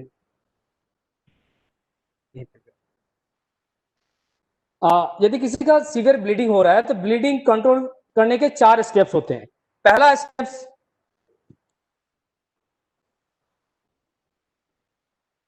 मान लीजिए यहां से ब्लीडिंग हो रहा है तो पहला होता है कि वहां पे डायरेक्ट प्रेशर अप्लाई किया जाए। अपना ग्लोव्ड हैंड विक्टिम के जहां पे ब्लीडिंग हो रही है वहां पे रखना है उसी। और इसके नेक्स्ट स्टेप है एलिवेशन। इसके बाद उस एक्सट्रीमिटीज को हार्ट लेवल से ऊपर उठाना है, तो ब्लड का फ्लो कम हो जाएगा और ब्लड का क्लॉट होना इजी हो जाएगा। और इससे भी नहीं रुकेगा तो क्या करना है, हमारे प्रेशर पॉइंट को प्रेशराइज करना है, दबा के रखना है। और इससे भी यदि ब्लीडिंग नहीं रुकता है तो लास्ट ऑप्शन है टॉर्निकेट का, जो अभी आपको हम करके बताएंगे। सबसे पहले यहाँ पे ब्लीडिंग हो रहा है तो ब्लीडिंग रोकने के लिए एक गॉज पीस लेंगे, ड्रेसिंग, उसको उसके ऊपर रखेंगे। उसके बाद बैंडेज की मदद से इसको सिक्योर कर देंगे। यहाँ पे सबसे इंपॉर्टेंट बात है, जब भी हम ये सारे काम करें, प्री हॉस्पिटल ट्रीटमेंट दें, तो विक्टिम से बात करना, इमोशनल सपोर्ट देना बहुत जरूरी है।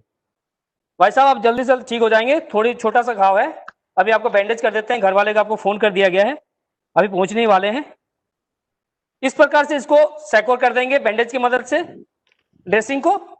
यदि यहाँ पे भी ब्लीडिंग फिर से नहीं रुक रही है और चल रहा है तो फिर हम इलास्टिक बैंडेज का भी इस्तेमाल कर सकते हैं, जिसे गर्म पट्टी बोलते हैं आम बोलचाल की भाषा में, इसका इस्तेमाल हम करेंगे।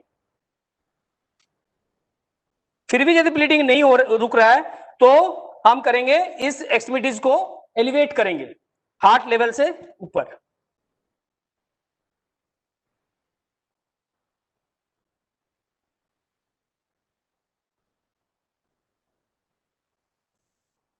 अब इनको एलिवेशन दे दिया हार्ट लेवल से ऊपर तो ब्लड का फ्लो कम होगा और क्लॉट होना इजी हो जाएगा। अब इसके बाद भी यदि एम्पूट हो गया है पार्ट, आगे वाला भाग कहीं से कट का अलग हो गया है, तो इस मेथड से भी नहीं रुकेगा। तो इसके लिए हम क्या करेंगे, टॉर्निकेट का इस्तेमाल करेंगे। टॉर्निकेट में क्या होता है, एक पट्टी लेते हैं या बड़ा सा हैंकी भी ले सकते हैं या किसी का दुपट्टा भी ले सकते हैं। उसको क्या करते हैं, जहां पे ब्लीडिंग हो रही है उसके ऊपर नजदीक से नजदीक बांध देते हैं। लेकिन इसमें क्या है कि यदि सिंगल बोन है वहां पे तो ज्यादा इफेक्टिव है, यदि डबल बोन है तो इफेक्टिव थोड़ा सा कम हो सकता है। इसके बाद इसको टाइट बांध देंगे और एक टॉर्निकेट स्टिक या कोई भी एक ऐसा स्टिक लेके इसके ऊपर बांध देंगे।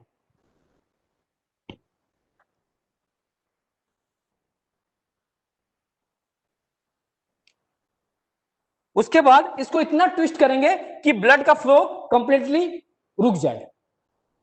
जहां पे ये ब्लड का फ्लो आपको लगेगा कि रुक गया है या ब्लीडिंग बंद हो गई है, वहीं पे इसको सिक्योर कर देना है।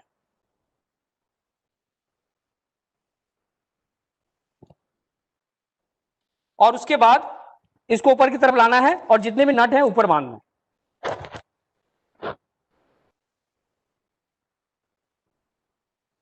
और इसमें मेन इंपॉर्टेंट चीज एक ये है कि टॉर्निकेट बांधने के बाद टाइम, डेट और टाइम लिखना बहुत जरूरी है। ये जो लूज एंड्स हैं उसको भी सिक्योर कर देना है, नहीं तो कहीं एम्बुलेंस में फंस के ये गिर भी सकता है। उसके बाद डेट और टाइम लिखने के बाद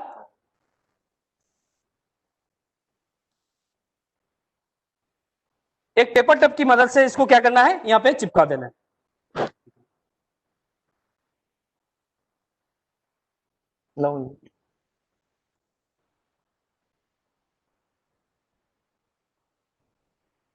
और ये इसलिए इंपॉर्टेंट है कि जब टॉर्निकेट यहां बांध देंगे तो जो सर्कुलेशन है कंप्लीटली कॉम्प्रोमाइज हो जाएगा, जिसके कारण क्या होगा कि इस पार्ट में जो सेल और टिश्यू है डेड होना शुरू होगा और हो सके कि और ज्यादा पार्ट उसको इनपुट करना पड़े या काटना पड़े।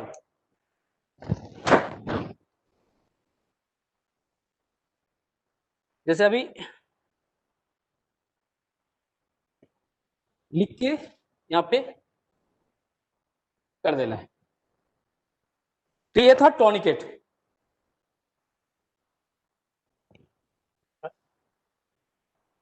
तो ये था हमारा ब्लीडिंग कंट्रोल का, कि अगर ट्रॉमा केसेस में ब्लीडिंग होने लगती है तो ये हमारा, हमें उसको ब्लीडिंग को तुरंत रोकना है, जिससे कि ज्यादा से जल्दी जान को बचाया जा सके। इसके बाद प्रायोरिटी में नेक्स्ट आता है, अभी वो भी तो है, स्प्लिंटिंग भी है ना। स्प्लिंटिंग के लिए मैं आपको एक एग्जांपल बताऊंगा। हम अपनी गाड़ी से, मैं अपने घर जा रहा था, तो एक रॉन्ग साइड एक यूपी पुलिस का एक कांस्टेबल मोटरसाइकिल से आ रहा था, रॉन्ग साइड था, हैज के साथ चल रहा था। उसका एक्सीडेंट हुआ गाड़ी के बोनट से लग के, और पूरी ये जो 2 उंगलियां हैं, ये उंगली पूरी टूट के पीछे लग गई।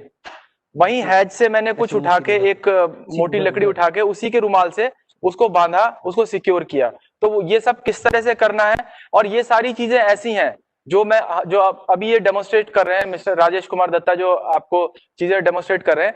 ये ऐसा नहीं है कोई डिजास्टर आएगा तभी हमको इनकी सहायता लेनी है। ये आम रूटीन लाइफ में कभी भी किसी के साथ ऐसी होनी अनहोनी घटना हो सकती है, जिसका हमको जिसमें हमको इन सब टेक्निक्स की इस्तेमाल करने की जरूरत पड़ जाए। हाँ, अभी हम करेंगे, ये नी फ्रैक्चर है, नी स्ट्रेट। कोई भी जॉइंट जब फ्रैक्चर होता है या तो स्ट्रेट होगा या बेंट होगा, कभी स्ट्रेट नी है। इसके लिए हम 2 रिजिड स्प्लिंट लेंगे। यदि हमारे पास रिजिड स्प्लिंट नहीं है तो हम बांस के टुकड़े ले सकते हैं, फट्टे का भी इस्तेमाल कर सकते हैं। उसके बाद एक गॉज पीस लेंगे और यहाँ पे लगा देंगे। स्प्लिंटिंग का पहला रूल ये है कि बताया जाए कि मैं आपको क्या कर रहा हूं, विक्टिम को बताना जरूरी है। भाई साहब, मैं आपका स्प्लिंटिंग करने जा रहा हूं। और एक थंब फॉर्मूला ये है कि यदि जॉइंट फ्रैक्चर है तो एडजेसेंट बोन के मूवमेंट को रोक दें तो फ्रैक्चर इमोबिलाइज हो जाएगा, और यदि बोन फ्रैक्चर है तो एडजेसेंट जॉइंट के मूवमेंट को रोक देंगे तो बोन इमोबिलाइज हो जाएगा। तो इसी थ्योरी को हम इस्तेमाल करेंगे अभी। और उसके बाद ट्रायंगुलर बैंडेज लेंगे। यदि हमारे पास ट्रायंगुलर बैंडेज नहीं है तो किसी का दुपट्टा या हैंकी का इस्तेमाल भी कर सकते हैं। उसके बाद इनको इंसर्ट कर देंगे इस प्रकार से, जहां पे गैप है उसके थ्रू, जैसे नी जॉइंट के नीचे से,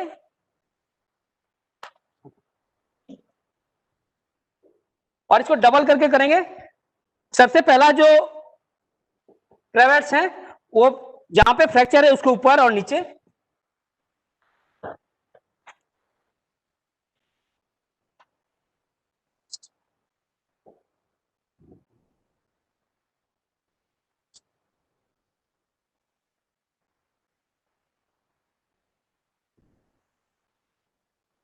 और मेन जो आप इमोशनल सपोर्ट देते रहना है। भाई साहब, कोई बात नहीं, अभी आप ठीक हो जाएगा जल्दी से जल्द, चिंता मत कीजिए। घर वाले को आपको फोन कर दिया गया है, थोड़ा सा फ्रैक्चर है। और जो लूज एंड है उसको सिक्योर करना जरूरी है। नेक्स्ट ऐसे इसको भी बांध देंगे।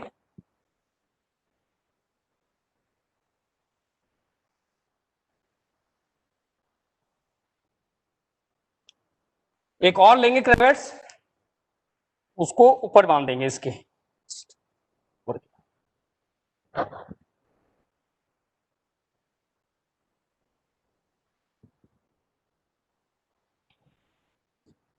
इसको भी यहां से बांध देंगे। यदि मीडियम स्प्लिंट है तो 4 क्रेवेट्स बांधेंगे, यदि लॉन्ग है तो 6, और यदि शॉर्ट है तो 2 बांधेंगे। इस प्रकार से बांध देंगे। और before and after splinting TMS को चेक करना बहुत जरूरी है। टीएमएस क्या होता है? पल्स, मोटर फंक्शन और सेंसेशन।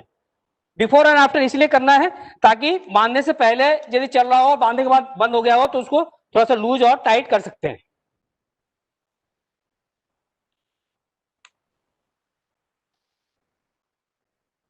डोर्सलिस पेडिस पर प्रेजेंट। भाई साहब दाहिने पैर की अंगुल हिलाइए। मोटर फंक्शन प्रेजेंट, महसूस हो रहा है? Sensation present. अभी जो स्प्लिंटिंग में ये सिर्फ एक चीज की स्प्लिंटिंग नहीं, ऐसे रहने देना। इसमें हमने सिर्फ एक एग्जांपल लेकर बताया स्प्लिंटिंग का, ऐसे कई एग्जांपल हो सकते हैं और मल्टीपल इंजरी हो सकती है। हो सकता है कि उसको ब्लीडिंग कंट्रोल की भी जरूरत हो, उसको स्प्लिंटिंग की भी जरूरत हो। अभी जो इन्होंने जो डेमोस्ट्रेट किया, शायद आप एक चीज मिस कर गए होंगे। उन्होंने बताया कि नेचुरल जो गैप्स होते हैं, तो वो नेचुरल गैप्स अगर आप देख पा रहे हो, ये गर्दन के नीचे, ये कमर के नीचे, ये इसका इस्तेमाल करके, ये जो बैंडेज है ये इसका इस्तेमाल करके डाले थे। घुटनों के नीचे और एक ये एंकल के नीचे। तो ये कुछ नेचुरल गैप्स हैं जिनका इस्तेमाल हमको करना चाहिए। हमको, ये आदमी पहले से, इसको हो सकता है ब्लीडिंग भी हो रही हो सकता है इसका फ्रैक्चर भी हो। तो ऐसा नहीं कि इसकी पैर ऐसे उठाया और छोड़ दिया, छोड़ दे तो इसलिए हमको ये ध्यान रखना है ये सब चीजें, कि हमको उसका बॉडी का मूवमेंट कम से कम कराना है। ऐसा कम, उसको ज्यादा से ज्यादा स्टेबल रखना है। हो सकता है इसकी स्पाइनल इंजरी भी हो, ऐसे केसेस में हमको उसको सबसे पहले उसको स्पाइनल को उसको सिक्योर करना होगा। तो ये जो पूरा प्रोसेस है, ये दिखने में जितना आसान लगता है उतना है नहीं, लेकिन हमको उसकी बॉडी को ज्यादा से ज्यादा स्टेबलाइज करके रखना है। जितना हम मूवमेंट कम कर सकते हैं उतना हमें उसका बॉडी का मूवमेंट कम रखना है। ये देखिए, अभी मैंने स्प्लिंटिंग का नाम लिया तो इन्होंने एक सी कॉलर भी लगा दिया उसको, और अब ये और ज्यादा स्टेबल हो गया है। इसी तरह से डिफरेंट जो बोन्स हैं उनका अलग अलग तरीके से स्प्लिंटिंग कर सकते हैं, लेकिन क्योंकि टाइम परमिट नहीं करता और इतनी थोड़ी देर में पूरी बॉडी की हम स्प्लिंटिंग नहीं दिखा सकते, लेकिन आपको सेंसिटाइज करने के लिए ये एक डेमोन्स्ट्रेशन करके दिखाया गया। स्पाइनल इंजरी, अच्छा मैंने नेक्स्ट ले रखा था, चलिए इन्होंने स्पाइनल इंजरी का भी बता दिया किस तरह सी कॉलर लगाना है। सीपीआर अभी सबसे लास्ट में बता दिया जाएगा। अब हम करेंगे इमरजेंसी और नॉन इमरजेंसी मूव, लिफ्टिंग और कैरिंग। खास तौर पे क्या होता है जब ट्रॉमा केसेस होते हैं और किसी का एक्सीडेंट हुआ, जल्दबाजी में, ज्यादा जोश में, कुछ ज्यादा करके दिखाने के चक्कर में, हीरो बनने के चक्कर में लोग इस तरह से नुकसान कर देते हैं, पेशेंट का इंजरी को और एग्रीवेट कर देते हैं। जो डॉक्टर आसानी से ठीक कर सकता था उसको और एग्रीवेट करके ले जाते हैं। और खासकर ये तब होता है जब ट्रॉमा केसेस में, एक्सीडेंट में मल्टीपल इंजरी हो, पैर में भी चोट लगी हुई है, सिर में भी चोट लगी हुई है, कॉलर बोन भी टूटी हुई है, स्पाइनल इंजरी में भी चोट लगी हुई है, ब्लीडिंग भी हो रही है, वोमिट भी कर दिया उसने। तो ऐसे में क्या होता है, एक तो पैनिक हो जाता है, एक तो इंडिविजुअल करा रहा है, चिल्ला रहा है, ऊपर से आपको ये नहीं पता इसके कौन से शरीर के किस भाग में दर्द हो रहा है, ऊपर से आपका वो नियर एंड डियर है या जान पहचान का है, तो उसकी जो एंजाइटी है उसको चलते हुए हम कई बार उसकी इंजरी को एग्रीवेट कर देते हैं। ऐसा ना करके उसको किस तरह से सावधानी से ले जाना है, ये हम इमरजेंसी और नॉन इमरजेंसी दो तरह के मूव्स में आपको बताएंगे। Again over to Rajesh Kumar Datta. हाँ, सबसे पहले हम देखेंगे इमरजेंसी मूव। इमरजेंसी मूव तब करते हैं जब उस जगह विक्टिम को भी खतरा है और जो फर्स्ट रिस्पॉन्डर है या आपको भी खतरा है, तो हम इमरजेंसी मूव करते हैं। तो इमरजेंसी मूव में अभी विक्टिम पड़ा हुआ है और यहाँ पे खतरा है, यहाँ पे हम प्री हॉस्पिटल ट्रीटमेंट नहीं दे सकते हैं। तो सबसे पहले हम करेंगे शॉर्ट ड्रैग। शॉर्ट ड्रैग में क्या है कि विक्टिम के नजदीक जाना है, कॉलर बटन को खोल देना है, कॉलर को थोड़ा ट्विस्ट करना है, दोनों हाथों को विक्टिम के गर्दन को सपोर्ट देते हुए इस प्रकार से ड्रैग करना है, लॉन्ग एक्सिस में ड्रैग करना है। यह शॉर्ट ड्रैग। जो लॉन्ग एक्सिस है बहुत इंपॉर्टेंट है, क्योंकि लॉन्ग एक्सिस में जब ड्रैग करते हैं या तो सिर की तरफ से या पैर की तरफ से, तो यदि स्पाइनल इंजरी है तो वो एग्रीवेट नहीं होता फिर। और यदि हम साइड बाय साइड ड्रैग करेंगे तो जो स्पाइनल इंजरी है वो एग्रीवेट हो सकता है। दूसरा है piggy back carry. Piggy back carry में क्या होता है, जैसे छोटे बच्चों को हम पीछे लेते हैं वैसे ही करना है। इसके लिए विक्टिम को थोड़ा सा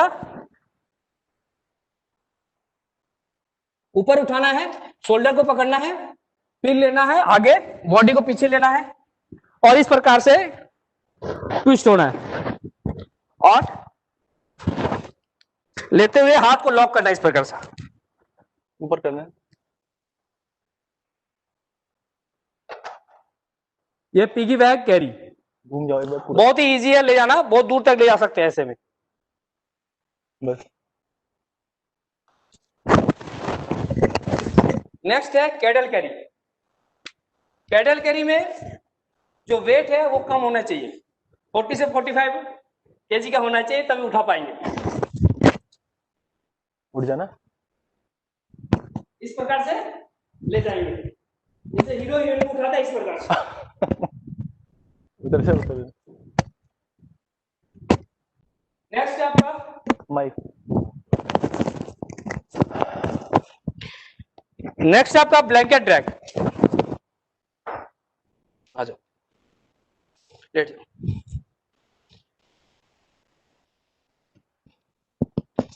ब्लैंकेट ड्रैग में क्या करेंगे, ऐसे रोल करेंगे आधा, उसके बाद विक्टिम को रिकवरी पोजीशन में लेटाएंगे।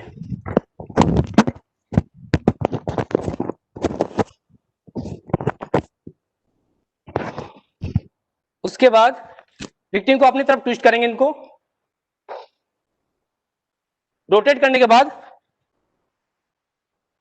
ब्लैंकेट के ऊपर इसको फिर से अपनी जगह में कर देंगे और ब्लैंकेट को खोल देंगे, तो विक्टिम है ब्लैंकेट के सेंटर में आ जाएगा। उसके बाद विक्टिम के पैर के पास एक नट लगा देंगे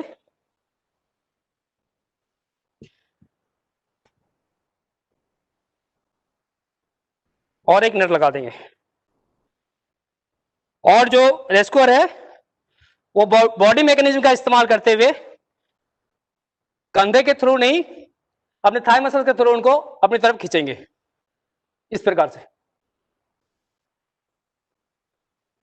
नेक्स्ट ड्रैग है फायर फाइटर ड्रैग। ये ड्रैग वहां पे किया जाता है जहां पे जिस रूम में आग लगी हो या धुआं भरा हो। इससे ये फायदा होगा कि जो धुआं है वो 1 से 1.5 फीट जमीन से ऊपर रहता है, और यदि स्टैंडिंग पोजीशन में जाएंगे तो आप हमें सफोकेशन हो जाएगा और हम खुद गिर सकते हैं। तो इसके लिए इस प्रकार से जाएंगे, विक्टिम के ऊपर पहुंचेंगे। यदि विक्टिम होश में है तो उसको बोलना है पकड़ने के लिए, और यदि विक्टिम बेहोश है, अनकॉन्शियस है, तो उसके हाथ को बांधना है और बांधने के बाद अपना गर्दन जो रेस्क्यूअर है वो दोनों हाथों के बीच में लेगा इस प्रकार से, और अपने हाथों को और पैरों से मदद से उनको एक हाथ से उनको गर्दन को सपोर्ट देते हुए रास्ते में मलबे को हटाते हुए वो बाहर निकलेगा। इसे कहते हैं फायर फाइटर ड्रैग। नेक्स्ट है वन रेस्क्यूअर क्रच। इसमें जैसे किसी भी ग्राउंड में चोट लगता है, फुटबॉल खेलते हुए, क्रिकेट खेलते हुए जैसे पकड़ के ले जाते हैं, सेम इसी प्रकार से वैसाखी जैसा बन के वैसाखी का सहारा दे के निकालना है इस प्रकार से, और जहां जिस पैर में चोट है उस पैर को अपने ऊपर सपोर्ट देते हुए निकाल सकते हैं। ये 1 रेस्क्यूअर क्रच भी हो सकता है और 2 रेस्क्यूअर क्रच भी हो सकता है।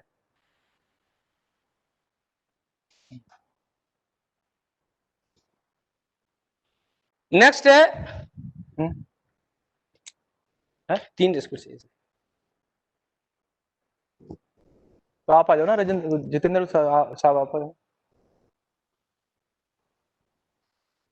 नेक्स्ट है डायरेक्ट ग्राउंड लिफ्ट। यदि 80 केजी तक का कोई विक्टिम है तो इसके लिए हम लोग डायरेक्ट ग्राउंड लिफ्ट करते हैं, और खासकर जब सीपीआर देने की जरूरत पड़े और कोई बेड के ऊपर लेटा हुआ है तो उसको नीचे लेटाने के काम में करते हैं। इसमें क्या करते हैं, 3 रेस्क्यूअर होना चाहिए। Rescuer take position, rescuer insert the hand behind patient back, rescuer lift the patient on my command, 1 2 3 up, 1 3 up, 1 3 up. Rescuers, rotate the patient towards your side, 1 3 up. Rescuers, lift the patient on my command, 1 3 up, 1 3 up, 1 3 up. Move towards your left. यदि बाएं तरफ move कर बोलेंगे तो दाहिना पैर पीछे होगा, इस प्रकार से. Move. Stop. Move towards your right side. Stop. Down the patient on my command, 1 3 down. Rotate the patient, 1 3 up. Down the patient on my command, 1 3 down, 1 3 down, 1 3 down. तो यह है डायरेक्ट डाउन लिफ्ट. इसमें एक वो और बता दीजिए दोबारा से, आप लोगों ने हाथ कहाँ कहाँ से डाले? हाँ, जो रेस्क्यूअर फर्स्ट होगा वो नेक रीजन और टॉर्सो को पकड़ेगा, दूसरा टॉर्सो और हिप रीजन में. एक मिनट दोबारा बता. पहला रेस्क्यूअर नंबर 1 नेक और थोरैसिक रीजन के बीचों बीच. ये जो नेचुरल गैप बताया था, ये नेचुरल गैप है, यहाँ आसानी से हाथ डाल सकते हैं. नंबर 1 रेस्क्यूअर ने, नंबर 2 ने अगेन सेम यही. और जो घुटनों के नीचे जो पोर्शन होता है, जगह होती है नेचुरल गैप, यहाँ पर डाला. रेस्क्यूअर नंबर 3 ने घुटनों के नीचे और टखने के नीचे, ये 3 जगह हैं जहां नेचुरल हमको जगह मिल जाती है हाथ इंसर्ट करने के लिए. ठीक, नेक्स्ट है एक्सट्रीमिटी लिफ्ट. एक्सट्रीमिटी लिफ्ट में एक अपर एक्सट्रीमिटीज को पकड़ेगा, दूसरा लोअर एक्सट्रीमिटीज को, और इस प्रकार से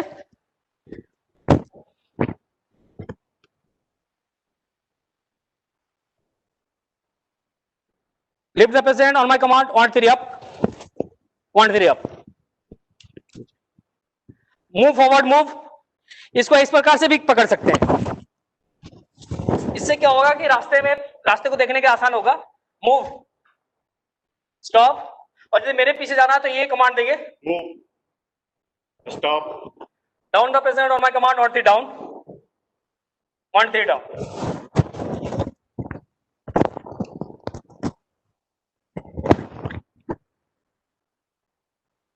लिया ना वो ब्लैंकेट वाला, और वो है कौन सा इम्प्रोवाइज ब्लैंकेट. ये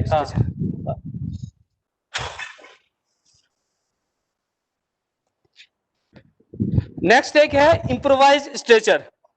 या तो बेडशीट या ब्लैंकेट से भी हम बना सकते हैं.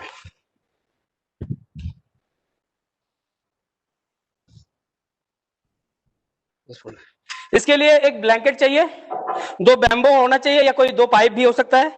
उसके बाद इनको फोल्ड कर देंगे 1/3. उसके बाद इस प्रकार से इसको एक और रख देंगे और इस ब्लैंकेट के भाग को उधर डाल देंगे.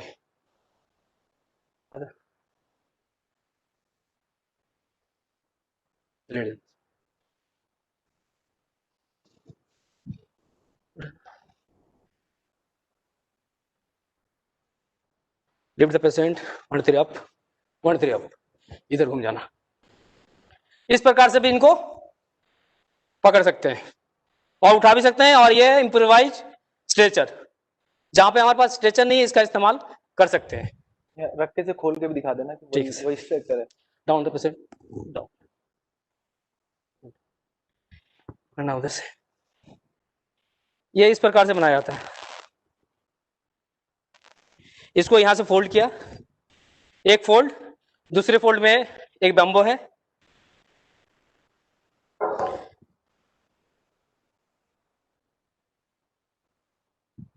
यहां से फोल्ड किया, इसको छोड़ दिया ऐसे. इसके बाद इसको पकड़ा. जितना आपको विड्थ लेना है उतना आपको क्या करना है, ये गैप छोड़ना है. और इस प्रकार से बन गया स्ट्रेचर.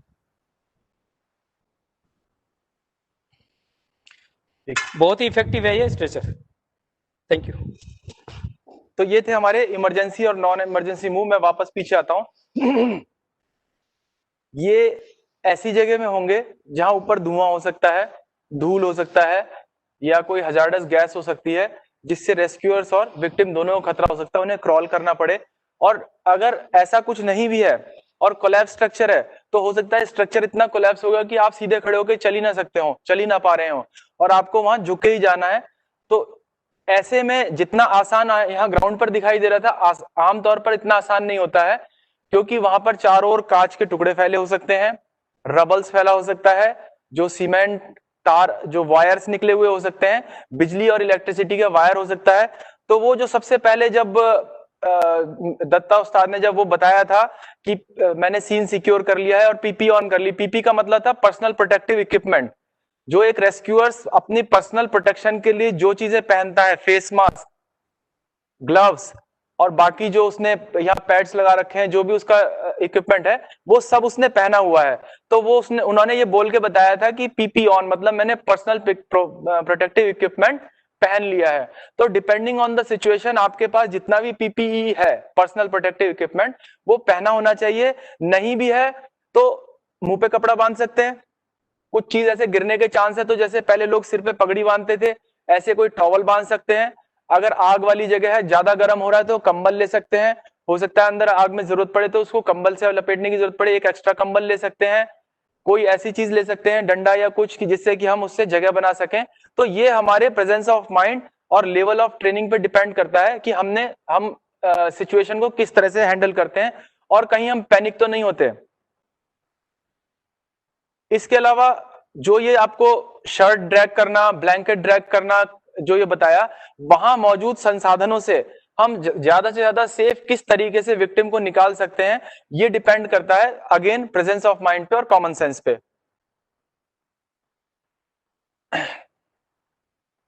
इसके बाद हम फायर इमरजेंसीज पे आते हैं। फायर इमरजेंसीज है 3 वजह से होती है, फ्यूल होना चाहिए, हीट होनी चाहिए, ऑक्सीजन होनी चाहिए, उसके वजह से हीट पैदा होती है और फ्यूल जलता रहता है, हीट को जनरेट करता है। एक सिंपल सी एक केमिस्ट्री है।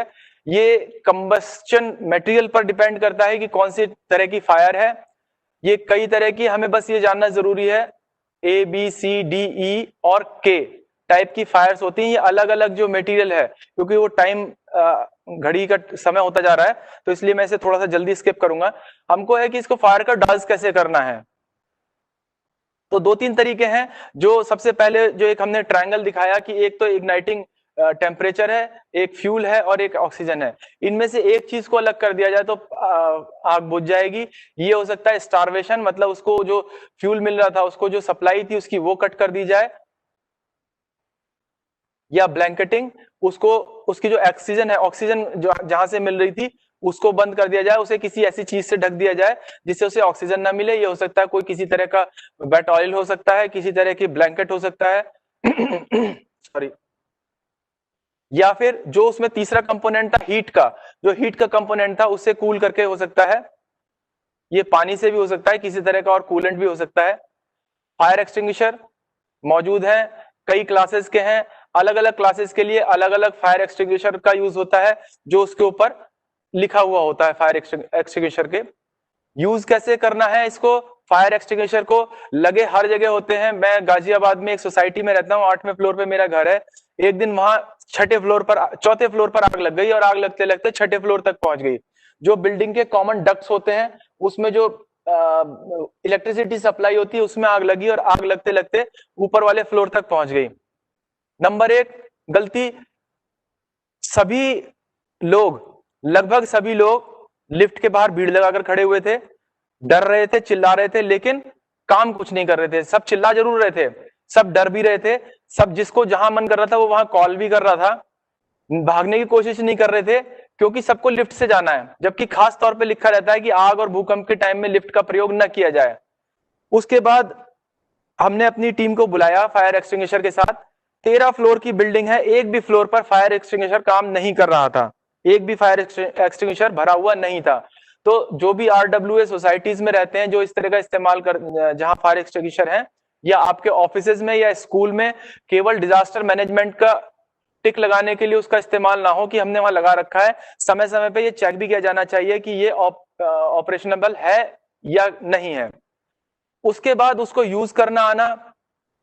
जो पैनिक में सीढ़ी से नीचे नहीं उतर सके, जो लोग पैनिक में डर के मारे सीढ़ी से नीचे नहीं उतर सके, वो फायर एक्सटिंग्विशर का यूज क्या करेंगे, तो इसलिए हमको सबसे पहले जानना जरूरी है कि ड्यूरिंग द डिजास्टर, जब भी डिजास्टर होता है, the first casualty is common sense, second casualty is communication. Communication fail हो जाते हैं, हम सोचते हैं मोबाइल पे बड़ा रिलाई करते हैं, ऐसे टाइम में मोबाइल काम करेगा, उसके बारे में आप छोड़ दीजिए अगर कोई बड़े मैग्नीट्यूड का डिजास्टर होता है। कॉमन सेंस सबसे पहले चला जाता है। लोग लिफ्ट का प्रयोग करें, हर कोई ऐसी लिफ्ट नहीं होगी जिसके बाहर लिखा रहता हो कि आग और भूकंप ट्रेमर्स के दौरान इसका इस्तेमाल ना किया जाए। तो हमको ये एक सिंपल सा याद रखना है, PASS, पहले पुल करना है, उसके बाद उसको एम करना है आग को उस डायरेक्शन में जो उसका नोजल है, स्क्वीज करना है, उसको दबाना है और उसको फैलाते जाना है और किधर से चलना है, जहां कम आग से ज्यादा आग की ओर। ये फोटो है, PPT शायद शेयर हो गई होगी तो आप आराम से बाद में देख सकते हैं। फायर फाइटिंग के इक्विपमेंट है वो जगह जगह पर लगे होने चाहिए, फायर हाइड्रेंट्स काम करते होने चाहिए, स्प्रिंकलर सिस्टम जहां पर भी हो काम करते हुए होना चाहिए और इसे समय समय पर चेक कर लिया जाना चाहिए। और कब चेक किया जाता है? During mock drills. जब भी मॉक ड्रिल्स होती हैं, चाहे छोटे लेवल पे है चाहे बड़े लेवल पे, उस दौरान ये सिस्टम्स जो है हमेशा चेक कर लिए जाने चाहिए। जब फायर लग गई है, सबसे पहले जरूरी है उस जगह से बाहर आना। और ये घुटनों के बल क्यों है? क्योंकि ज्यादातर जब भी धुआं लगेगा, आग लगेगी तो धुआं ऊपर की ओर भर जाता है, नीचे सेफ होता है, ऑक्सीजन लेवल ज्यादा मिलेगा, हमको आग से बचने में मदद मिलेगी। उसके बाद आने के बाद उस जगह को सिक्योर कर दिया जाए कि वो उसका ऑक्सीजन सप्लाई कम हो जाए और आग बाहर ना आने पाए। अगर बाहर आना संभव नहीं है तो फायर ब्रिगेड को या जो भी एजेंसीज हैं उनको अपनी क्लियर कट डायरेक्शन अगर आप कन्वे कर सकें तो वेल एंड गुड, बहुत अच्छी बात है। विंडो ब्रेक करने शुरुआत में उसे खोलने की कोशिश करें, इनिशियली ब्रेक करने की कोशिश ना करें।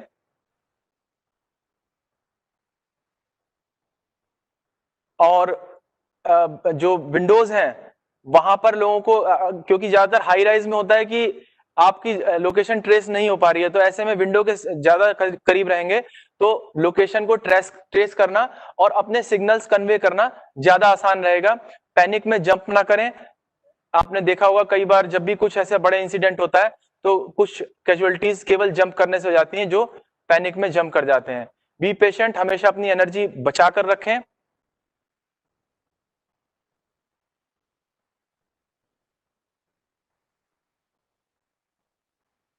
अगर कपड़ों में जो मैंने आपको बताया था ब्लैंकेट, अगर आप किसी का रेस्क्यू करने जा रहे हैं तो साथ में एक ब्लैंकेट, अपने आप को ब्लैंकेट से कवर करके जाएं। और हो सकता है कि जिसको आप बचाने जा रहे हैं उसके कपड़ों में भी आग लगी हुई हो तो उसको ब्लैंकेट से कवर करना बहुत जरूरी है।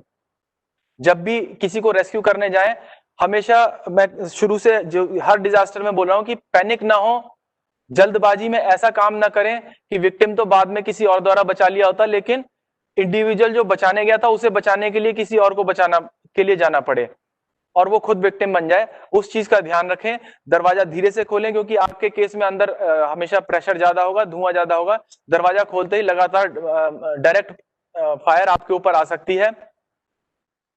जो उसके नॉब्स हैं वो किसी गीले कपड़े से खोलें, एक कोई ऐसे डंडे का, कुर्सी का, किसी ऐसी चीज का आप सहारा ले सकते हैं जिससे आप दरवाजे के डायरेक्ट कांटेक्ट में ना आए। जैसे ही दरवाजा खोले उससे जो प्रेशर, जो बाहर आग निकले उससे कांटेक्ट में ना आए, इस चीज का हमेशा ध्यान रखना है। पहले धुआं और आग को बाहर आ जाने दें। अगर आपके पास फायर फाइटिंग का इक्विपमेंट है, अगर आपके पास कुछ एक्सटिंग्विशर है या आग इस लेवल की है कि जिसे आप बुझा सकते हैं, तो कोशिश करें आग बुझाने की। अपने फेस को, अपने आप को गीले कपड़े से, गीले कंबल से लपेट लें। क्राउलिंग करते हुए उसके पास जाएं जिसको आपको बचाना है। अगर 2 लोग हैं तो बेटर होगा कि 2 लोग, एक आगे जाए और दूसरा उसके सपोर्ट में पीछे रहे। ये इस तरह से हमने जो डिजास्टर्स कवर किए, ये इंसिडेंट केवल यही इंसिडेंट नहीं है। ये जैसे आप फोटो में देख रहे हैं, एक छोटा इंसिडेंट, जैसे कि बच्चे ने सिक्का निकल लिया। मैं आपको 2 एग्जांपल देता हूं। हमारे ट्रेंड रेस्क्यूअर्स की फैमिली में एक केस ऐसा हुआ कि जो जो बादाम का बादाम होता है जो छोटे बच्चे को खिलाते हैं, वो उसने बादाम निगल लिया बच्चे ने राजस्थान में, उसको पीएचसी ले गए गांव के, उन्होंने बोला कि पता नहीं कैसे करना है, पीएचसी से उसके बाद उसको जिले के अस्पताल में ले गए और वो बच्चा नहीं बच पाया। जबकि उसके सिंपल मेथड्स हैं, हम फॉरेन बॉडी ऑब्स्टिकल उसमें जो सिखाते हैं, फॉरेन बॉडी एयरवे ऑब्स्ट्रक्शन, उसमें हम मेथड्स में बताते हैं कि अगर किसी के गले में कुछ फंस जाए या बच्चा कुछ निगल ले तो उसे कैसे बचाना, उसके सिंपल से टेक्निक्स हैं, एक दो थ्रस्ट देने पे वो चीज निकल जाती है। लेकिन वो नहीं, क्योंकि उसकी जानकारी नहीं दी गई थी, उन लोगों को जानकारी नहीं थी, इवन पीएचसी में भी उस चीज की जानकारी नहीं थी, वो बस डॉक्टर के सोचते रहे कि डॉक्टर बचाएंगे, अल्टीमेटली वो बच्चा 2 या 2.5 साल का था, वो नहीं बच सका।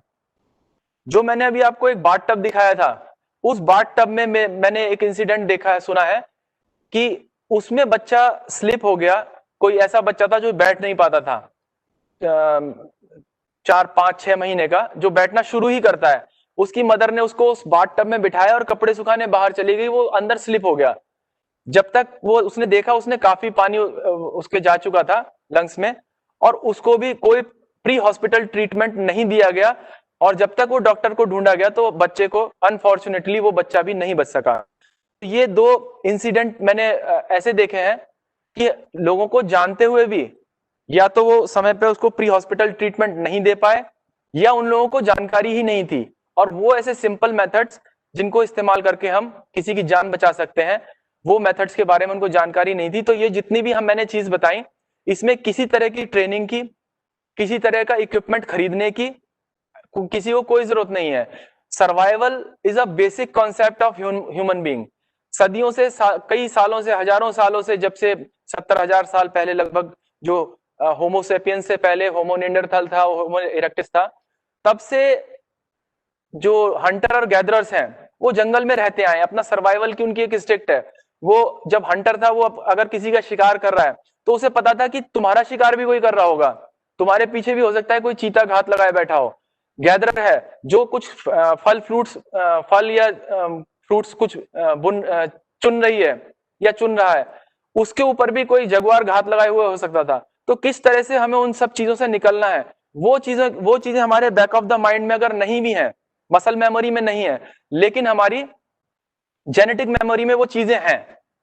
तो सर्वाइवल को जाने समझें, जो टेक्निक्स हमने बताई उनको पढ़ें, और उसके बाद इन सब चीजों को जो आप इंटरनेट के माध्यम से या और IDEA ने बड़ा अच्छा एक इनिशिएटिव लिया है, अगर आगे इस ट्रेनिंग को कंटिन्यू करते हैं और आफ्टर कोविड अगर ये सब चीजें ऑन ग्राउंड हो पाती हैं, जैसे हमने यहाँ डेमोन्स्ट्रेट करके दिखाया, इस डेमोन्स्ट्रेशन के बाद में अगर इंडिविजुअल वही चीजों को हैंड्स ऑन ट्रेनिंग अगर खुद करके देखते हैं, स्प्लिंटिंग दिखाई उन्होंने, उनको पता, आप शायद यहाँ से देख नहीं पाए होंगे कि किस तरह से वो जो इंसर्ट कर रहे थे, वो मैंने बाद में आपको दोबारा बताया, लेकिन किस तरह से गॉज और बैंडेज इंसर्ट कर रहे थे, कैसे हम आसानी से ऐसे कर सकते हैं कि उसके उसकी जो नर्व्स हैं वो ना दबे, वो सब चीजें वो तब आती हैं जब आप खुद उनकी ट्रेनिंग करेंगे। तो I request idea and NIDM कि कोई भी फ्यूचर में अगर इस तरह का कोर्स होता है तो उसमें हैंड्स ऑन ट्रेनिंग की भी एक गुंजाइश रखें। Thank you very much. यहां तक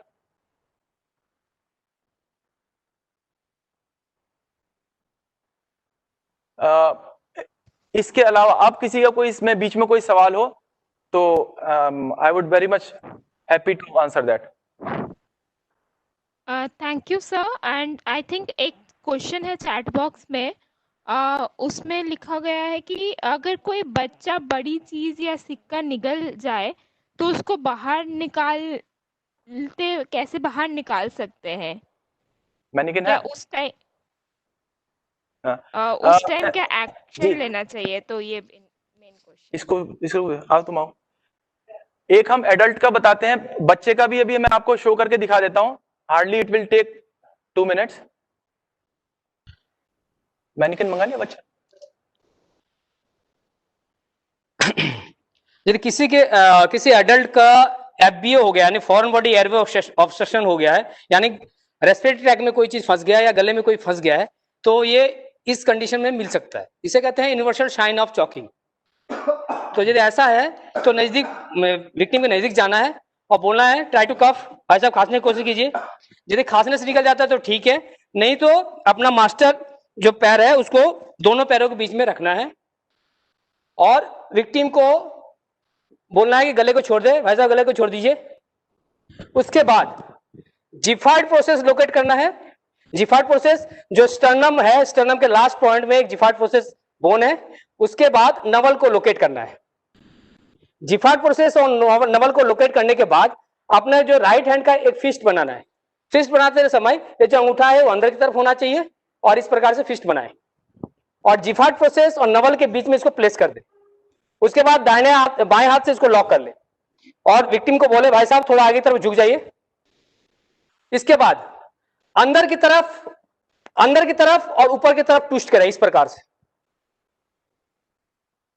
तो इस प्रकार से लगातार ट्विस्ट करेंगे तो जो फॉरेन बॉडी है वो बाहर आ जाएगा। यदि लगातार ऐसे ट्विस्ट करने पर यदि बाहर नहीं आता है तो विक्टिम थोड़ी देर में अनकॉन्शियस हो जाएगा।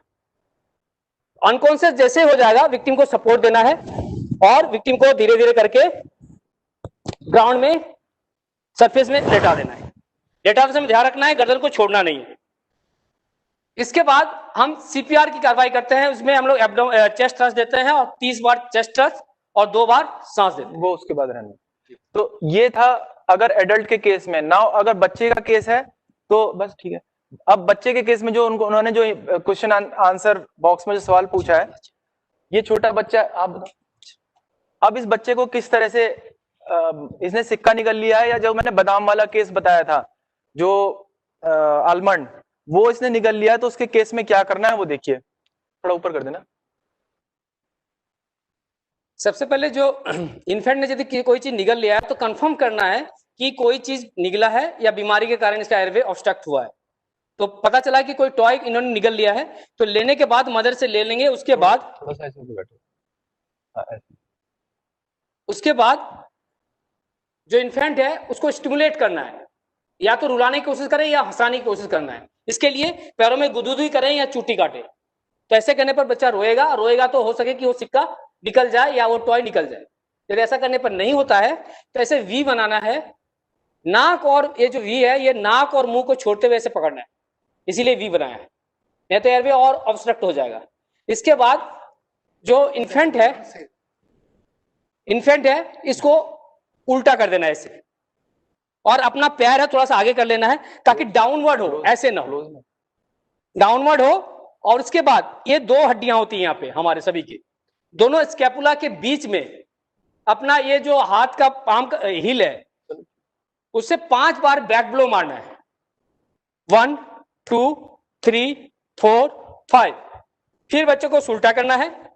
फिर ये जो 3 अंगुली ऐसा रखता है, ये जो छोटे वाला अंगुली है ये निप्पल लाइन पे रखना है और इस प्रकार से ऊपर ले आना है और ये 2 अंगुलियों से कंप्रेस करना है 5 बार। 1 2 3 4 5। फिर ऐसे ही सेम 5 बार बैक ब्लो, 5 बार चेस्ट थ्रस्ट। 1 2 3 4 5। फिर वही निप्पल लाइन पे रखा, दोनों अंगुली को ऐसे उठाया, 5 बार चेस्ट थ्रस्ट। 1 2 3 4 5। इसी बीच यदि ऐसे करने पर बच्चा रोने लगे या खांसने लगे तो तुरंत टंग जॉ लिफ्ट करना है। इस हाथ से इसको खोलना है, टंग जॉ लिफ्ट करना है और इस छोटी वाली अंगुली से मुंह के अंदर जो निकला है उसको बाहर निकाल देना है और मदर को दे देना है। ठीक। स्नेक बाइट के बारे में पूछ रहे हैं। बस सर। स्नेक बाइट के थैंक बारे यू में बता सर। दीजिए। सर स्नेक बाइट के बारे में क्वेश्चंस हैं। स्नेक बाइट में पहले हम लोग टॉर्निकेट का इस्तेमाल करते थे, आजकल टॉर्निकेट का इस्तेमाल नहीं करते हैं। उसमें हम सिर्फ साबुन पानी से, जो जहां पे स्नेक बाइट किया है वहां पे साबुन पानी से धोते हैं और जल्द से जल्द एंटावेनम इंजेक्शन लगाने की कोशिश करते हैं। पहले वो पूछ रहे हैं कि कई स्नेक जो होते हैं बहुत जहरीले होते हैं, तो कितने कम परसेंटेज होती है जो जहरीले होते हैं, तो इसलिए पैनिक ना हो। हाँ, सबसे बड़ी बात है कि जितने भी सांप काटते हैं अधिकतर तो पॉइजनस होते नहीं उसमें, और खासकर हमारे जो एरिया में हमें पता चलता है कि कौन कौन से, जैसे इस इलाके में जो कोबरा है और एक है करेत, वो काटेगा तो ठीक है, और नहीं तो काटने के जो स्टिंग होते हैं, दांत होते हैं, उससे भी पता चल सकता है यदि आपको पता है तो सबसे बड़ी बात है कि आपको घबराना नहीं है। सांप ने काटा है, घबराने से सर्कुलेशन और ज्यादा हो जाएगा और जो ब्लड पॉइजन का फैलाव है या ज्यादा सर्कुलेट होगा और जल्द से वो ज्यादा से ज्यादा आपको घातक हो सकता है। तो सबसे पहले आप काम रहें, कूल रहें और साबुन पानी से उस घाव को धोए और जल्द से जल्द हॉस्पिटल पहुंचना है, यही एक उपाय है। और उस एक्सपीडियंस को यदि आप क्या बोलते हैं, आइस पैक लगा सकते हैं, घाव में इन्फेक्शन होने से बचा सकते हैं, बस इतना ही हम कर सकते हैं। और जो चीरा लगाते थे, टॉर्निकेट लगाते थे, आजकल उसका इस्तेमाल डॉक्टर ने भी काम करने के लिए मना किया है, और हम लोग भी नहीं उसको बताते। जो पॉइजनस स्नेक है उसके स्नेक बाइट का पैटर्न है जिसमें दो वो दांत दिखाई देते हैं। अगर वो दो दांत ना होके ऐसे हैं जैसे हमारे दांत होते हैं, अगर 4-5 दांत हैं, इसका मतलब कि वो स्नेक पॉइजनस नहीं है। स्नेक पॉइजनस तभी होता है जब वो दो दांत के पैटर्न पे उसने काटा है। अगर उसको हमारे दांत की तरह उसमें पैटर्न ऐसे दिखाई दे रहा है, इसका मतलब कि वो सांप जहरीला नहीं है। और इवन इन किसी भी केस में सांप जहरीला हो या ना हो, हमारे पास इलाज वही है कि उसको धोना है, साबुन के पानी से धोना है और जल्दी से जल्दी उसको मेडिकल ट्रीटमेंट देना है। जो पहले वो नागिन मूवी में और नगीना मूवी में दिखाते थे कि उसने प्लस का निशान बनाया और काट के थूकना शुरू कर दिया, वो अब एप्लीकेबल नहीं है, वो अब सिनेमा हॉल्स के अंदर बंद रह गए हैं। बॉलीवुड मेथड, हाँ देखिए लिख भी दिया उसने, what about Bollywood method mouth rescue. मैं इसी बात को बता रहा था कि वो जो पिक्चर की रील बंद हो गई है नगीना और नागिन की, वो वहीं बंद रखा हुआ है। ये वाला मेथड इस्तेमाल कभी भी ना करें, जो ये व्हाट अबाउट बॉलीवुड मेथड का जो लिखा है माउथ रेस्क्यू सक्शन वाला। Anything else? No, sir. I think that is all. You may conclude today's session, and then we can. I have already concluded. Thank you very much. Thanks for your participation. NIDM, IDA, and all the participants who listened carefully. We are very thankful. And it's my humble request to all of you that you should be safe and save others. And you have to be very careful and you have to be very patient. You should be very patient during any emergency or eventuality and during the disasters. Thank you very much. Be safe. On behalf of the organizing team, I thank you all for a very informative session, and I also thank all the participants. more than 95 participants who have joined us today. So that was very encouraging, and they have all remained till the end. So that is again another positive sign. And okay, we hope to meet you again tomorrow at the same time. That is 2 o'clock. The link would be same. And once again, thank you, sir. With that, I will end today's training program. Okay, thank you. Jai Hind.